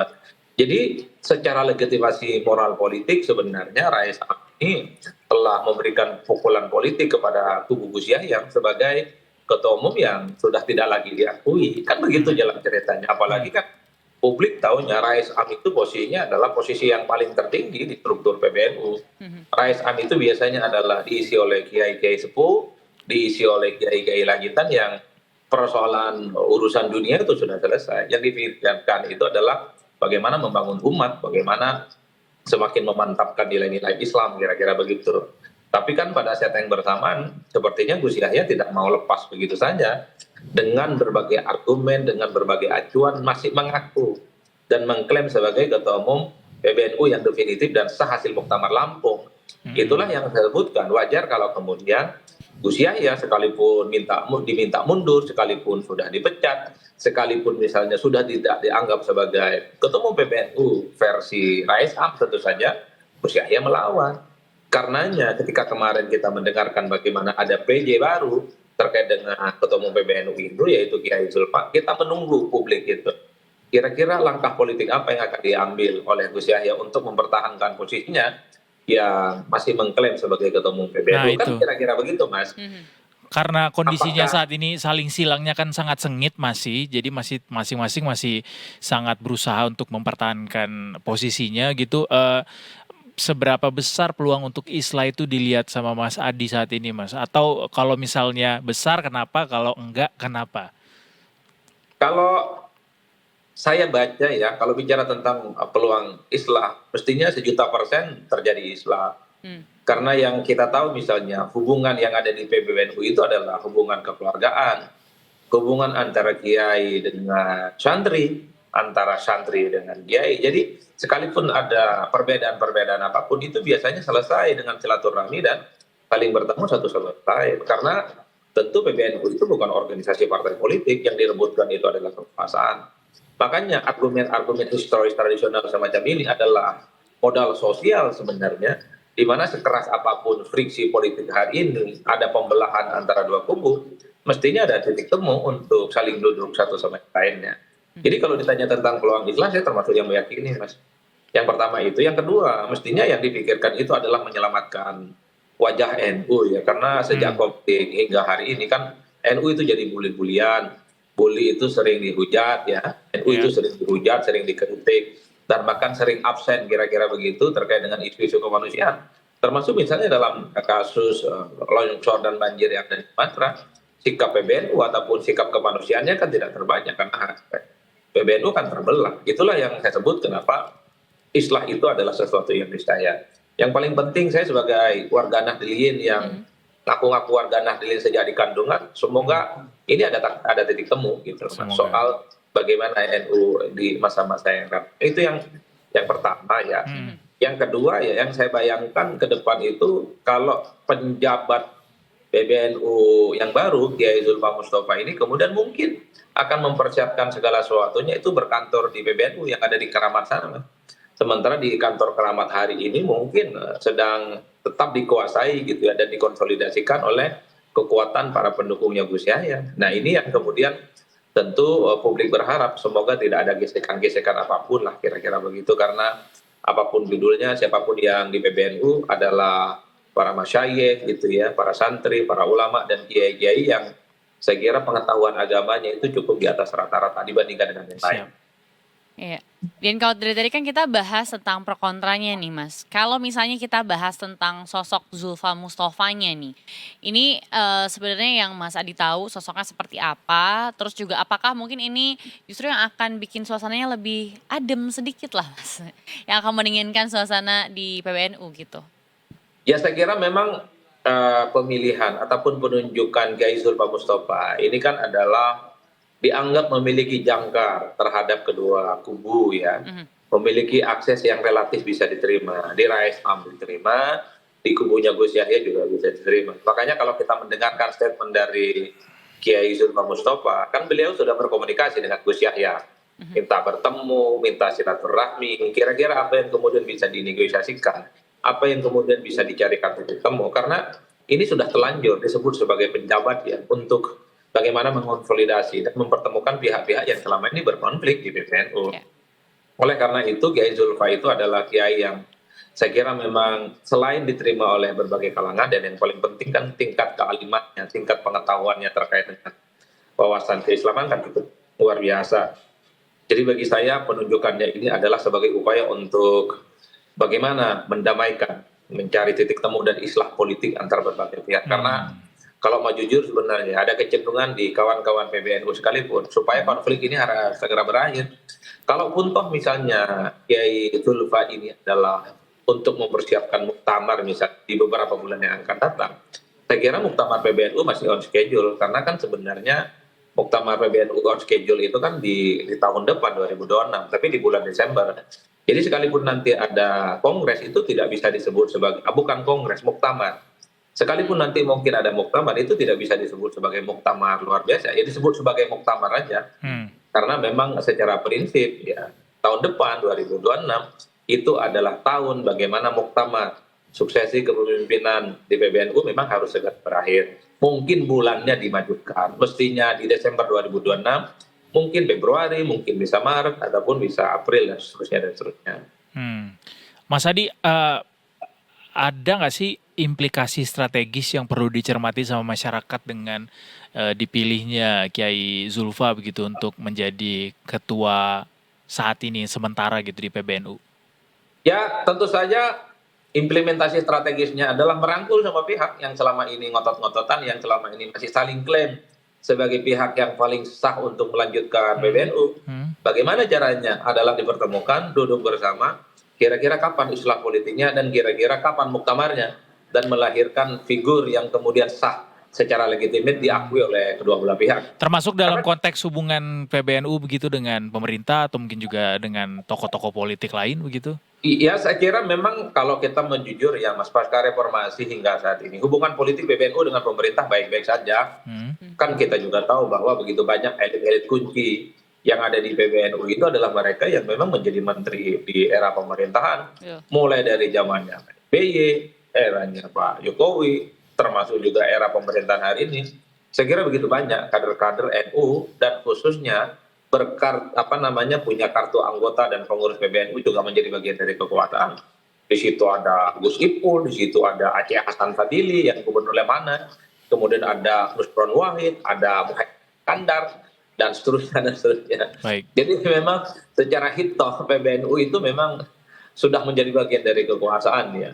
Oleh karena itu bagi saya siapapun yang menjadi ketua umum PBNU nantinya hasil islah politik tentu saja di antara dua belah pihak adalah mereka yang pastinya memiliki relasi kekuasaan politik yang cukup dekat. Dan bahkan kalau kita menjujur ya, Profesor Dr. Nasaruddin Umar, Menteri Agama juga adalah salah satu pengurus PBNU dan kader terbaik NU yang dimiliki saat ini.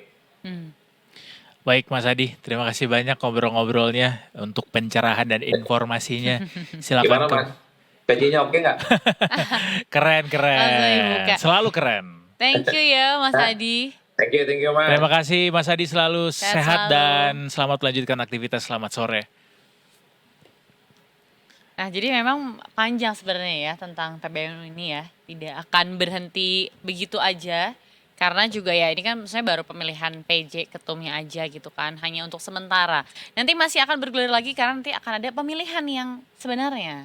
Betul, di Muktamar ya, dan Betul. ya kita harapkan juga segera islah itu bisa direalisasikan sehingga bisa fokus kepada hal-hal yang substansial begitu untuk urusan memperbaiki negara ini dan juga mengembangkan negara kita tercinta Indonesia. Amin. Kita mau break lagi ya. Mau break lagi karena nanti habis ini ada ketemu lagi.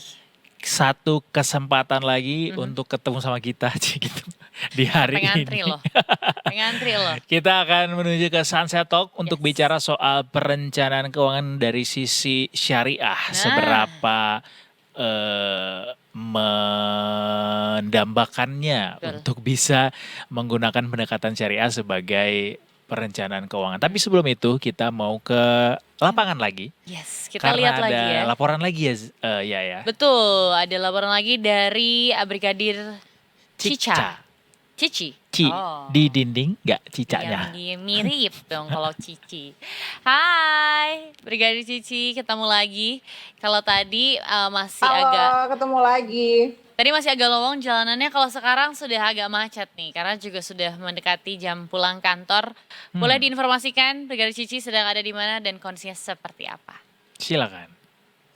Ya, terima kasih Ayah dan Edo. Detikar sore ini kita akan beralih ke sekitaran kawasan Cawang Kompor, Jakarta Timur, yang mana untuk kondisi arus lintas sore hari ini seperti tadi dikatakan Ayah bahwa peningkatan jumlah volume arus kendaraan sudah mulai terlihat, di mana untuk kendaraan-kendaraan yang melintas dari arah Cililitan ataupun dari arah Dewi Sartika yang akan menuju ke arah Kampung Melayu ataupun arah Jatinegara juga yang akan mengambil lajur sebelah kiri untuk berbelok ke arah Pancoran ataupun ke arah Kuningan dan juga ke arah Semanggi.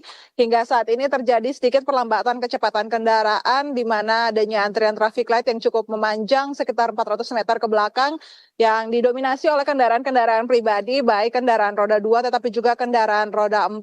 Dan selain terlihat adanya aktivitas pengendara yang melintas pada kawasan ini, terlihat juga adanya aktivitas masyarakat pejalan kaki dan juga para pedagang kaki lima yang melintas pada sekitaran kawasan ini. Untuk itu dihimbau bagi para pengendara agar tetap berhati-hati dengan selalu menjaga batas laju kecepatan kendaraan Anda, dan khususnya bagi para pengendara sepeda motor yang akan berputar balik, carilah tempat putar balik yang aman, jangan melawan arus karena rawan akan kecelakaan.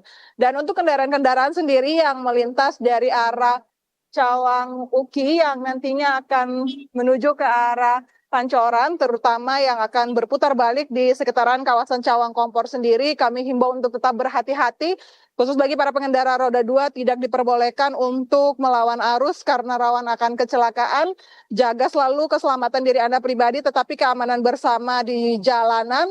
Dan untuk kendaraan sendiri yang melintas pada sore hari ini dari arah sebaliknya, yaitu dari arah Pancoran ataupun arah Kuningan yang akan berbelok ke kiri menuju ke arah Kampung Melayu maupun juga ke arah Salemba, hingga saat ini pun juga dalam keadaan ramai dan lancar. Ayah dan Edo, kalau dilihat memang perlambatan kecepatan kendaraan yang terjadi pada kawasan ini sendiri dikarenakan memang bertepatan dengan jam pulang perkantoran.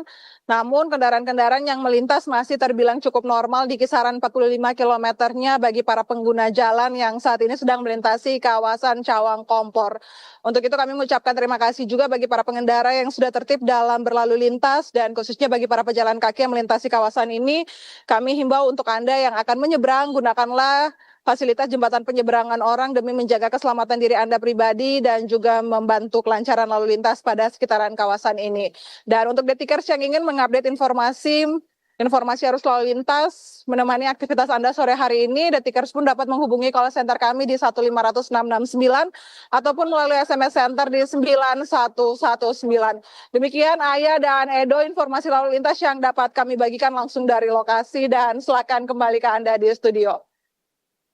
Terima kasih sekali lagi Brigadir Cici untuk laporannya. Kita nantikan informasi selanjutnya di lain kesempatan. Yes, sehat selalu. Dan hati-hati mau pulang juga pastikan. Terima kasih, sehat selalu, selamat bertugas. Selamat bertugas. Tugas kita masih ada 30 menit lagi sampai ke jam 5:30 sore nanti Detikers. Kita tadi udah kasih tahu ya, Sunset Talk akan bahas soal perencanaan keuangan syariah. Nah, kalau kamu penasaran perbedaannya apa sih sebenarnya syariah kayak gimana, nanti kita bahas tuntas. Pastinya habis break yang satu ini cuma di Detik Sore. Gak cuma hore-hore.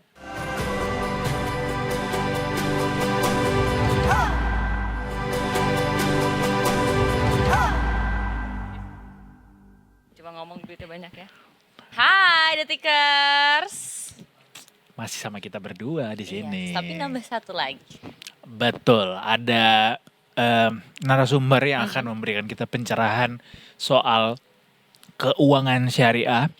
Yang mana sebenarnya Indonesia tuh happen to be salah satu pasar terbesar untuk keuangan syariah yang bisa digarap. Yes, ya. Tapi sayang sekali kalau dibandingkan sama yang konvensional masih kalah jauh tertinggal sebenarnya. Nah, makanya kita mau cari tahu sama Mbak Vera Trisiana yang gelarnya panjang sekali ini ya. CFP, FCHFP, AWP.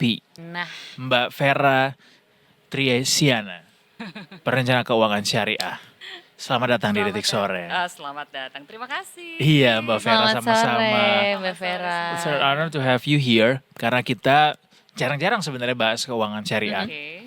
Walaupun sejujurnya gue yang dari redaksi Detik Finance tuh selalu tuh kalau misalnya lagi liputan keuangan syariah pasti dibahasnya soal bagaimana keuangan syariah kita tuh jauh tertinggal dibanding negara-negara lainnya. Sementara kita sendiri sebagai negara muslim terbesar di dunia justru kalah dari mereka gitu. Iya, kenapa gitu ya? Ada Why apa? is that happen? Betul. Nah, kalau menurut Mbak Vera, kenapa Mbak? Maksudnya ada ketertarikan yang cukup jauh antara yang konvensional dengan yang syariah gitu. Oke. Pada dasarnya sebenarnya market Indonesia itu luas banget ya, 80, lebih dari 80% penduduknya muslim. Tapi tingkat literasi, pertama gak usah ngomong-ngomong syariahnya dulu deh, tingkat literasi finansialnya jauh tertinggal dari negara-negara tetangga kita, kayak Malaysia, Singapura, Thailand bahkan sekarang ya udah mulai gitu ya. Dari sisi literasi finansial ini udah tertinggal. Apalagi sekarang ditambah nih finansial syariah gitu. Nah, apakah orang-orang ini masyarakat kita itu nggak ingin? Sebenarnya ingin lah, karena kan ketika kita masuk ke syariah, pengelolaan keuangan yang berbasis syariah itu pastinya berdasarkan sudah selaras ya dengan keyakinan yang diyakini oleh masyarakat Indonesia majority. Umat muslim ya Umat maksudnya. muslim. Tetapi kendalanya adalah balik lagi literasinya, pemahamannya. Kenapa sih harus ambil keuangan syariah gitu? Meskipun yang melaksanakan keuangan syariah ini tidak harus umat muslim ya Mbak ya. Benar. Padahal sebenarnya prinsipnya tuh lebih jelas ya, lebih jelas, lebih gamblang. Karena dengan syariah bukan cuma uang kita bertumbuh, tapi juga kita bisa lebih tenang karena kita sesuai dengan prinsip syariah. Itu mungkin boleh dielaborasi tuh tadi soal bagaimana kenapa sih harus syariah gitu. Mungkin banyak orang yang nggak tahu kenapa harus syariah dan apa yang membedakan syariah dengan konvensional gitu. Iya. Kenapa harus syariah? Tadi menarik nih.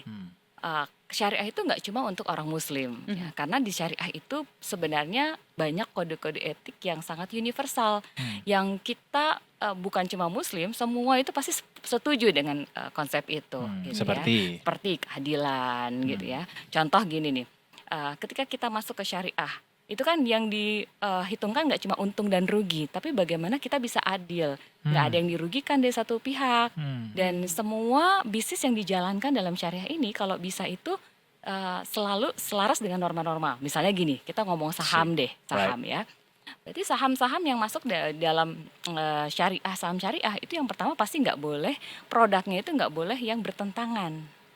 Ya. Produk dari si perusahaan ini ya, usaha. emiten ini ya. Contoh minuman keras, itu kan kita juga saham syariah juga tidak meliputi itu. Rokok, ya mohon maaf nih ya. Karena pastinya kalau ditanya, coba Mbak ditanya nih, Mbak mau nggak anaknya nanti merokok? Ya enggak dong. Pasti nggak dong gitu ya. Salah satu cara yang kita bisa lakukan adalah ya kita tidak berinvestasi di rokok. Ya, Di perusahaan rokok. Oke. Begitu juga minuman keras, karena kita tidak ingin generasi penerus ini hidup dengan hal-hal yang sebenarnya kita nggak setuju dengan norma-norma itu. Produknya apa aja sih Mbak keuangan syariah ini? Sebenarnya banyak ya, sama aja sebenarnya dengan konvensional. Tapi Bedanya ya tadi bedanya ya dijalankan dengan sesuai prinsip-prinsip syariah. Oke. Nah, prinsip syariah itu nggak boleh kalau di transaksi nggak boleh mengandung 3 hal ini nih. Goror, riba, sama maisir. Oh yang halal, tayyib, sama adil tadi. Nah, itu beda lagi? Itu beda, itu prinsip Oh, dasarnya. Kalau ini yang 3 hal ini prinsip transaksinya. Oke, prinsip Transaksinya transaksi. tidak boleh ada 3 ini. Ada 3 itu. Tetapi prinsip keuangan syariah itu kalau bisa 3 hal tadi. Tadi yang Mas bilang itu benar, ada halal, ada toyib, ada adil. Halal itu apa sih? Produknya harus sesuatu nggak boleh yang bertentangan. Yang kedua kalau dalam apa namanya pelaksanaannya ya di lapangan ya, halal itu sesuatu yang misalnya tadi kita transaksi di unsur-unsur yang tidak mengandung yang non halal kayak transaksi minuman keras dan sebagainya. Terus yang kedua toyib. Kan ada halal ada toyib nih. Barangnya halal sih, tapi nggak baik. Contoh nih kayak kita makan. Kita makan contoh ya, mohon maaf nih, bisa mie instan gitu ya. Halal nggak? Halal. Ada cap MUI-nya di situ, ada cap halalnya di situ, ada logonya. Tapi toyib nggak kalau kita makan setiap hari? Kan enggak ya. Nah, halal belum tentu toyib. Betul. Investasi juga gitu. Halal sih, tapi toyib nggak? Bagaimana cara transaksinya? Nah, toyib ini transaksinya tidak boleh mengandung 3 hal tadi. Goror, maisir, sama riba. Goror itu apa sih? Goror itu sesuatu yang nggak jelas ya, ketidakjelasan. Jadi kalau misalnya saya mau transaksinya jelas nih beras nih, tapi nggak jelas nih jenis berasnya jenisnya apa. Apa jelas beras tuh kan banyak jenisnya. Betul. Ada yang pandan wangi, ada yang pandan nggak wangi. Jadi nggak ada transparansinya Betul, jelas gitu ya, nggak ada unsur tipu-tipu maksudnya ya. Bener, nggak kita beli kucing dalam karung. Itu yang goro tuh. Itu goror. Kemudian tadi apa tadi? Maisir. Maisir.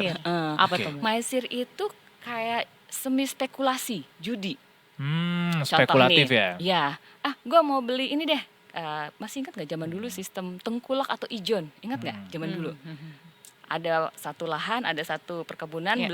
mungkin belum panen, tapi saya akan ambil betul, semua nih hasil panennya sekian juta. Gitu. Belum kelihatan hasilnya. Tapi itu bisa jadi untung banget bagi si pemilik lahan, tapi bisa rugi banget kalau hasilnya baik kan. Nah, itu namanya maisir, judi. Kalau saham maisir nggak? Tergantung. Tergantung melihat ya. apanya. Beli blind box yang Nah, itu judi maisir itu. tuh, iya benar. Iya, itu maisir, beli blind box itu maisir. Iya, kan maksudnya ada unsur spekulatif kalau memang Anda melakukannya secara spekulatif kan. Spekulatif, Iya. ya. Cuma Jadi tergantung cara kita tergantung cara dan tergantung niat pasti. mengaplikasikannya ya. Iya, kalau kita beli saham tapi niatnya untuk memiliki perusahaan, mendapatkan keuntungan, dapetin dividen, tapi kalau ketika untung ya boleh dijual, itu nggak apa-apa juga sih kan. Namanya juga Terlepas kita- dari sifat saham itu enggak sih, dia naik turun itu dari harga dari komoditasnya harga ya. komoditasnya, iya. Right. Jadi niatnya juga dilihat Tergantung ya. niatnya mau apa nih ketika kita mau berinvestasi di saham. Right. Sama satu lagi riba tadi ya. Riba, kalau riba udah jelas ya, berarti pertukaran yang ada kelebihannya. Right. Seperti itu.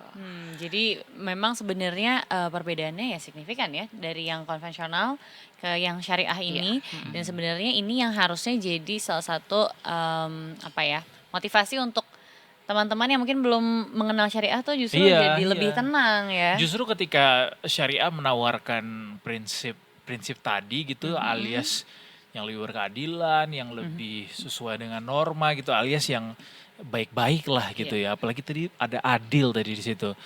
Harusnya orang lebih banyak memilih pendekatan syariah ya, Setuju. Mbak. Tapi kenapa enggak? Nah, Why is that could not happen in Indonesia? karena bukan nggak mudah ya. Mungkin satu, balik lagi ke literasi. Ya, mereka belum paham bagaimana caranya. Di mana sih caranya kita menemukan berinvestasi dengan syariah itu seperti apa? Mungkin mereka juga bingung mulainya dengan apa, gitu ya. Mulainya dengan niat dulu deh. Niat dulu nih, karena ini sesuatu yang baik ya. Jadi nabungnya mulai di bank yang syariah gitu misalnya. Ya. Atau kita mulai berinvestasinya di saham-saham syariah. Saham syariah tuh banyak loh. Hampir setengah dari saham-saham emiten-emiten yang terdaftar ada di BI. itu tuh syariah sebenarnya. Cuma kadang-kadang kita nggak melihat sampai sana. Kita hanya melihat, oh yang naik hari ini apa ya? Itu yang kita Nggak harus beli. yang ada label syariahnya di belakangnya kan, kalau Enggak, saham enggak. syariah ini. Enggak. Pokoknya memenuhi unsur-unsur tadi itu ya. Betul. Oke.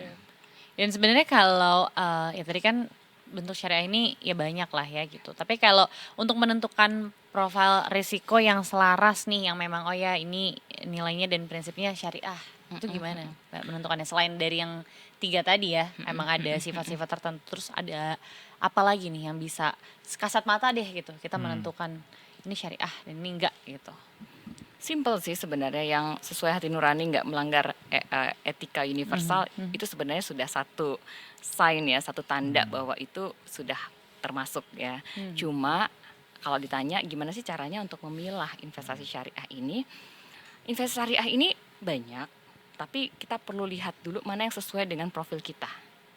Ya, jadi jangan sampai ketika kita berinvestasi, mau syariah mau konvensional, ternyata kita salah memilih sehingga kita ngerasa kok investasinya nggak bagus ya. Sebenarnya bukan nggak bagus itu bukan syariah tidak syariahnya, tapi mungkin pilihan investasi terhadap profil resiko kita nggak cocok gitu. Kalau kita seorang moderat nih, ya mungkin portofolio kita jangan terlalu banyak di saham.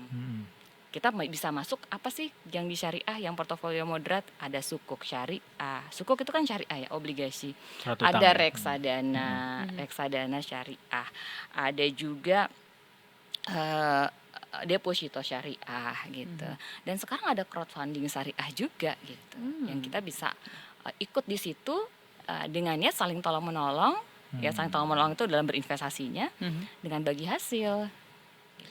Atau mungkin kita melihat tipikal demografi pelaku investasi di negara kita tuh atau masyarakat kita tuh yang tipikalnya pengen instan, cepet gitu. Sementara syariah tidak menawarkan itu kah? Atau sehingga itu bisa jadi salah satu indikasi bahwa syariah tidak berkembang lebih luas gitu dibanding yang konvensional, Mbak. Apakah ada pengaruh dari situ, tipikal masyarakat kita yang cenderung senang pada sesuatu yang instan gitu? Iya, ada juga sih ya. Karena kan syariah itu bentuknya balik lagi ya. Contohnya kita berinvestasi. Itu kan ada akad. Kita sama-sama kalau kita berinvestasi, berarti kita ada bagi untung juga bagi rugi gitu kan. Kalau rugi kita tanggung bersama, kalau untung kita tanggung bersama. Sedangkan kalau kita masuk ke yang konvensional, misalnya ada mau chip in nggak gitu, lu dapat 10% deh pasti gitu kan. Dia nggak lihat itu untung, nggak lihat itu rugi. Pokoknya kan gue sebagai investor gue dapat 10%. Betul. Akhirnya orang malas berpikir untung rugi, ya udah deh gue mendingan chip in aja di situ, mau bisnisnya untung apa rugi, yang penting gue dapat 10%. Tapi di situ kan ada ketidakadilan jadinya kan. Somehow ya, yang tidak disadari. Tidak disadari. Ya kalau misalnya 10% itu perusahaannya lagi bagus, mungkin yang chip in rugi, karena mungkin dia bisa dapat 50%. Tapi ketika bisnisnya merugi, mungkin yang pemilik bisnis ini akan nombokin 10%-nya untuk membayarkan kewajibannya kepada para investor. Itu sih. Jadi orang maunya cepet aja, bener cepetnya pengen dapat untung, kelihatan langsung. Kalau melihat balik lagi tadi bagaimana manfaat-manfaat dan juga penawaran-penawaran yang dilakukan lewat prinsip keuangan syariah ini kan sebenarnya menguntungkan dan mengurangi kemudoratan sebenarnya. Nah. Bagaimana kita tuh bisa lebih dijaga risikonya Betul. sebenarnya. Cuma ya itu lagi ya. Karena ada prinsip keadilan tadi kan. Kita sebagai investor maupun sebagai partner yang punya bisnis pun juga dijaga tuh.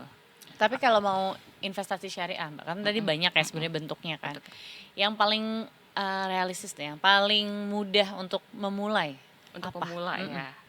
Yang pertama kalau pemula, kalau saya selalu bilang di kelas-kelas saya, kalau kalian ada investasi pemula dengan uang yang tidak terlalu banyak, dengan capital yang tidak terlalu besar, beli investasi atau masuk ke dalam investasi yang sudah di-manage dengan baik. Contoh reksadana. Reksadana kan ketika kita membeli reksadana syariah, berbasis syariah, mau reksadana saham, pendapatan tetap, atau reksadana pasar uang syariah, itu kan sudah ada manajer investasi yang dia bantu untuk kelola. Jadi secara resiko bisa minimalisir gitu. Atau yang kedua, sebagai investor pemula, dia bisa beli instrumen-instrumen yang volatility-nya nggak terlalu tinggi nih.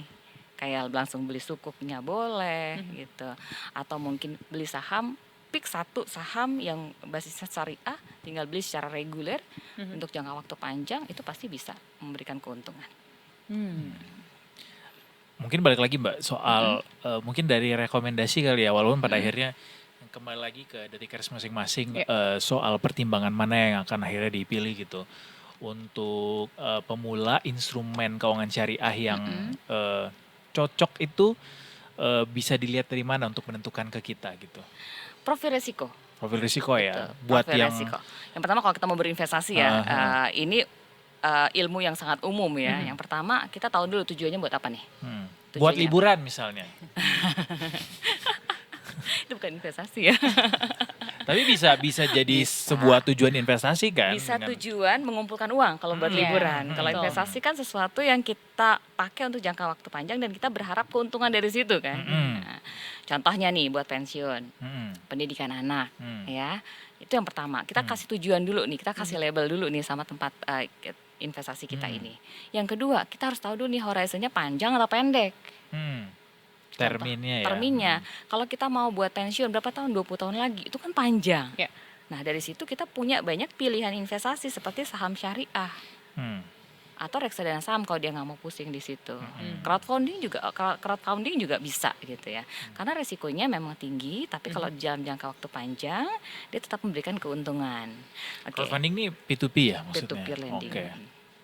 Terus kalau dia menengah, itu beda lagi. Misalnya di bawah 10 tahun buat pendidikan anak. Nah, kita bisa memilih banyak instrumen juga di situ, bisa sukuk, bisa reksadana campuran. Gitu. Jadi balik lagi, yang pertama tujuan buat apa, yang kedua horizon seperti apa.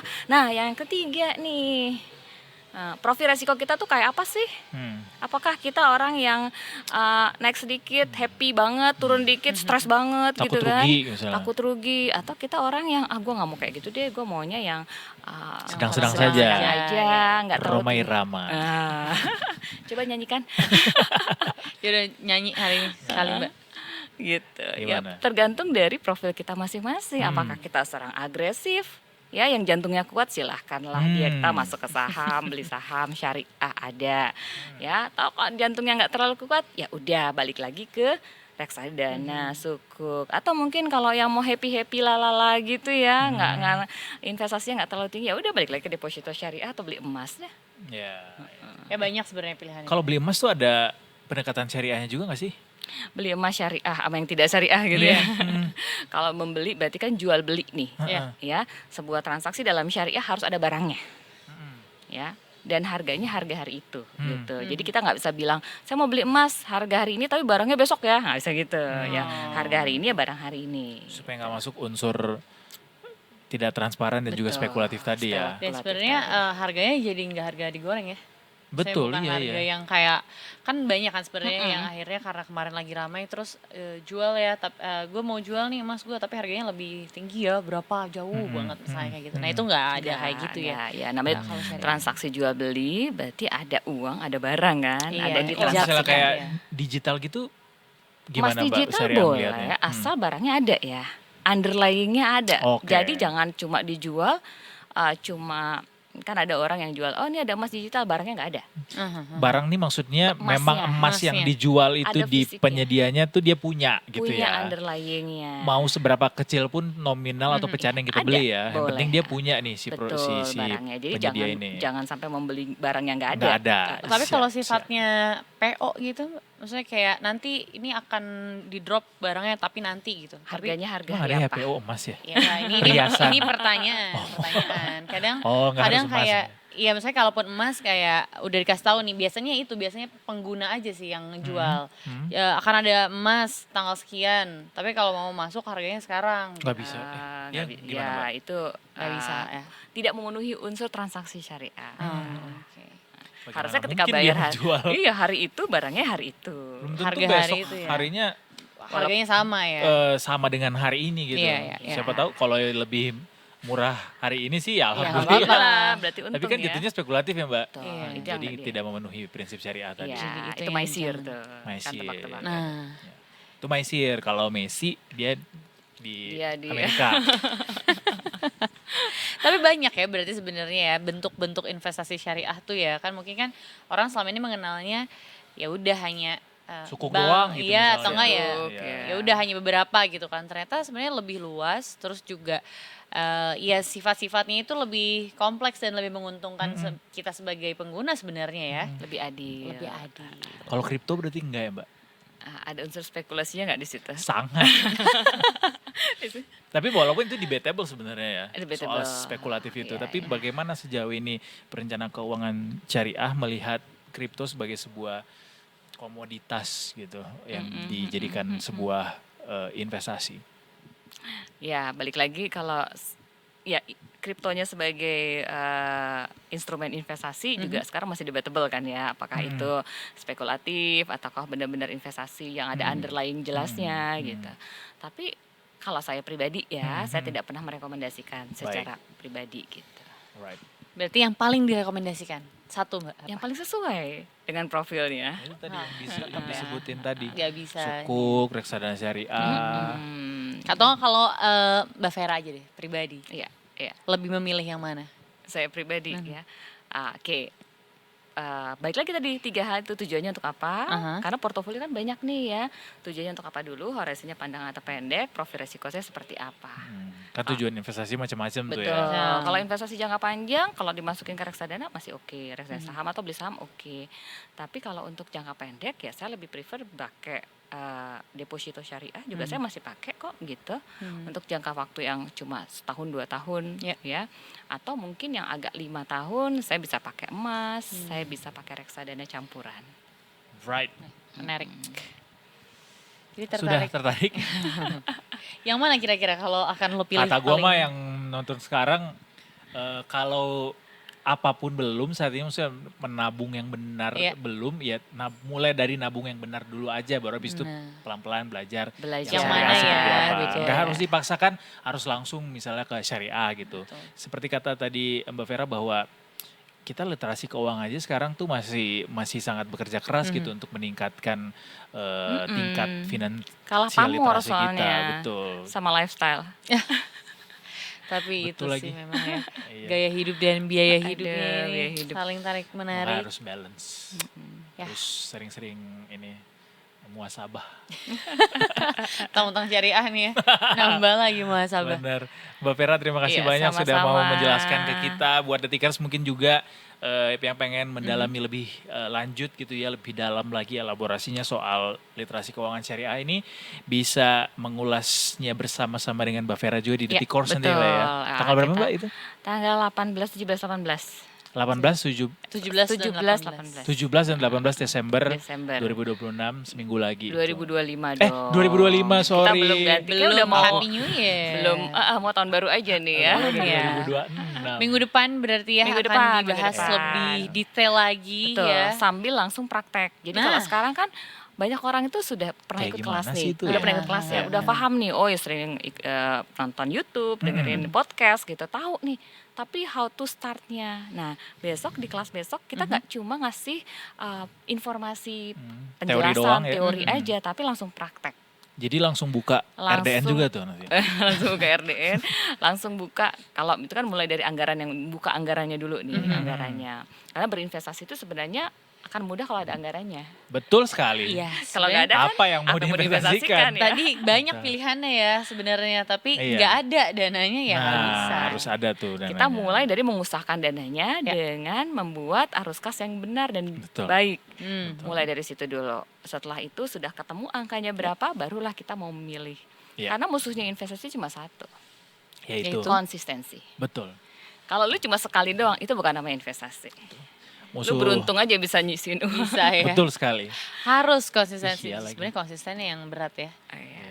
Orang-orang yang hebat di dunia cuma 2. Yaitu. Orang-orang yang beruntung sama orang-orang yang konsisten. Nah, Nah, jadi kamu yang mana Detikers? Kalau nggak ada keduanya, segeralah bertobat. Terima kasih banyak Mbak Boleh. Vera. Sekali ya lagi, Mbak sama-sama. Vera. Terima Sudah kasih. membahas tuntas Mudah-mudahan kita tentang bisa ketemu ini ya. lagi di Iya dong. Detik Course. Nanti Betul. kita ada special price di 12.12 ya. Jadi klik aja linknya nanti Wih, dicek untuk di yang si Detik Course 12.12. ini ya. Betul. Nah, Jadi pantengin Detikers 12.12 bisa join di Detik Course-nya Mbak Vera nanti belajar keuangan syariah ya. Iya. Mbak Vera, kita punya tugas tambahan buat Mbak Vera menutup Oke. segmen kita sore ini. Jadi misalnya kalau kita bilang Detik Sore, bisa jawab dengan bilang nggak cuma hore-hore. Oke, siap. Siap? Alright. Siap. Oke. sikat. Ya, Thank you so much ya untuk Detikers. Nanti ketemu lagi pasti di jam yang sama ya. Betul. Setiap jam 3 sampai jam setengah 6 sore pastinya. Senin sampai Jumat ya. Yes, dan sekali lagi terima kasih banyak Mbak Vera. Sama-sama. Thank you juga Detikers. Detik Eduardo sore. semua rangkir pamit. Dan juga Layalia pamit pastinya. Dan seluruh kru yang bertugas juga pamit. Kita ketemu lagi besok tentunya cuma di Yes. Detik Sore. Nggak Ya, cuma hore-hore. Bye.